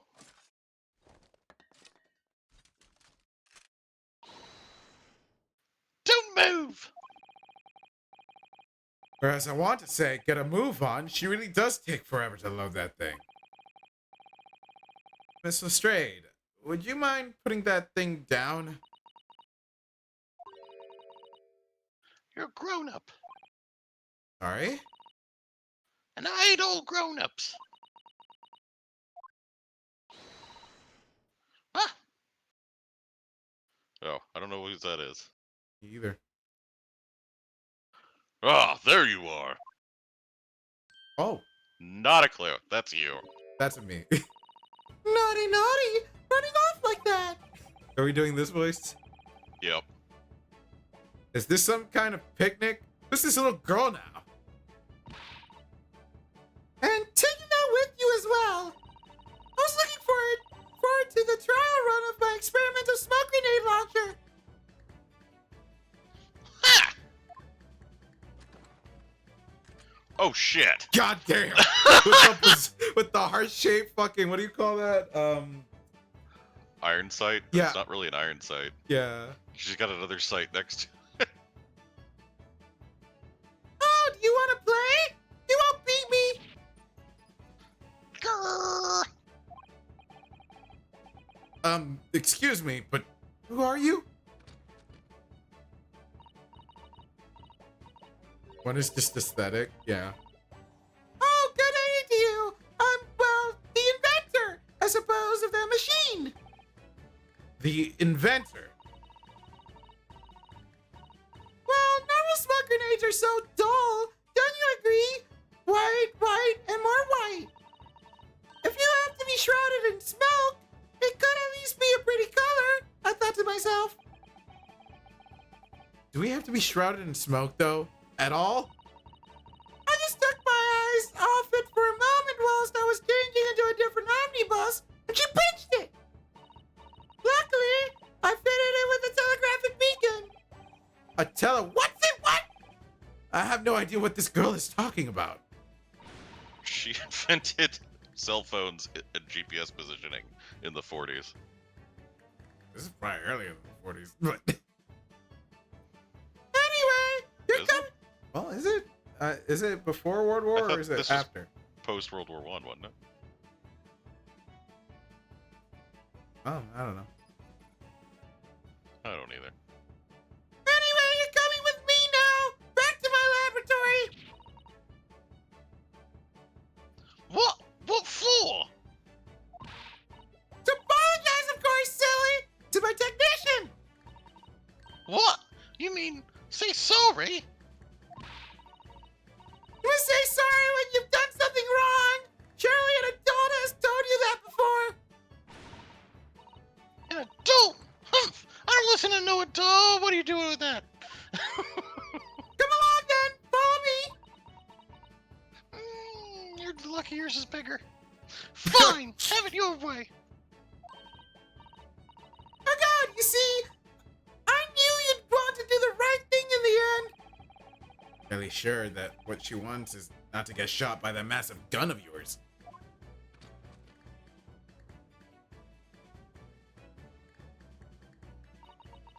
We'll be leaving now then. Bye-bye. By the way, this is like the little girl was like the one character I've seen the design of before playing this game, but I don't know anything about that. I guess she's an inventor. She's Pura. I'm so sorry for all the fuss. It was Okay. a lively one. Didn't give us a name, so I don't think that's in the court record. Not associated. Yep. Oh, do you think perhaps we ought to be on our way now too? Yes, you're right, but where to? Oh, We haven't had time to find a place to stay. No sooner had we arrived in London than we had to rush here. All our traveling cases are still with the bailiff. I was originally planning to spend today in search of lodgings. At this late hour in the day, I'm afraid we may be out of luck. Don't worry though, I have a plan. If the worst comes to the worst, I've heard of a lovely park where we could spend the night. Please tell me you're not thinking of the Gilded Park. I know it may be a little chilly at this time of year, but our youthfulness will see us through. I'm not so sure about that. I think a midwinter London night will freeze a young person solid just as easily as an elderly one. Oh dear, that doesn't sound agreeable. Oh no, her eyes. Oh no, she really wanted to sleep at the park. Yeah. Now I'm starting to regret turning Mr. McGilded down. That 1,000 guineas would have paid for a lovely warm room or mansion.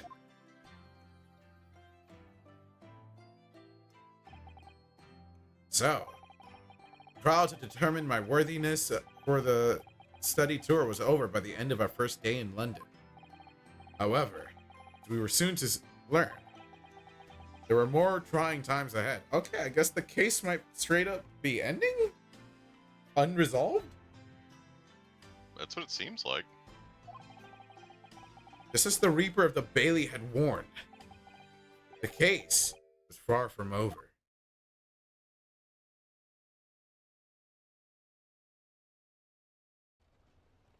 Oh, no, it keeps going. What's going on? Get the fire brigade! Water! Bring water, quick! What the? How did this happen? I don't know, sir. By the time I got here, it was already engulfed. What the hell is that? No one was supposed to be allowed in here before we started investigating. Mr. McGilded's trapped in there and dying alive. Oh, good God. There's someone in there.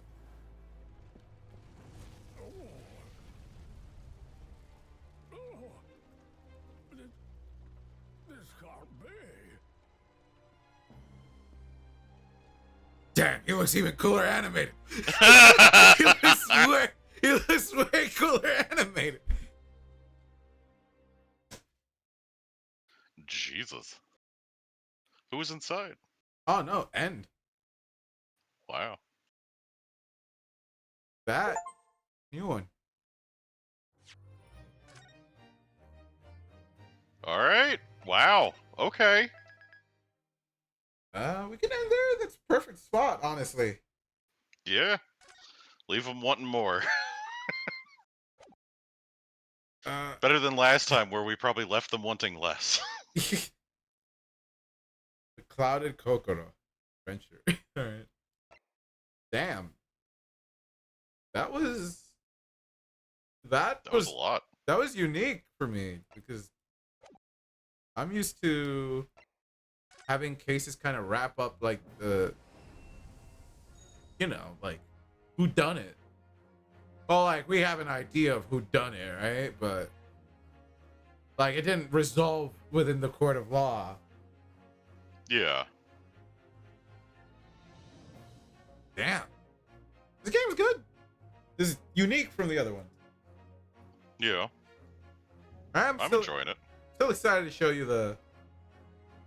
Definitely after this one, we'll go on to like the originals. Yeah. But I think for that, we'll just call it a stream. So, thank you for anyone who's been lurking, watching. If you're still lurking and you haven't followed, please leave a follow. In the meantime, I'll probably go start hunting down who we should raid. Let's see who's available.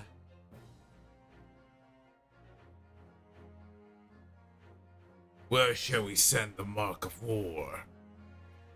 I mean, I know I have somebody that you can send to if you want. They're working towards affiliate. I'm down. Their name is Miss Pyra. Okay, so let me see. MISSPYRA. MISSPYRA. Nino Kuni too? Yep.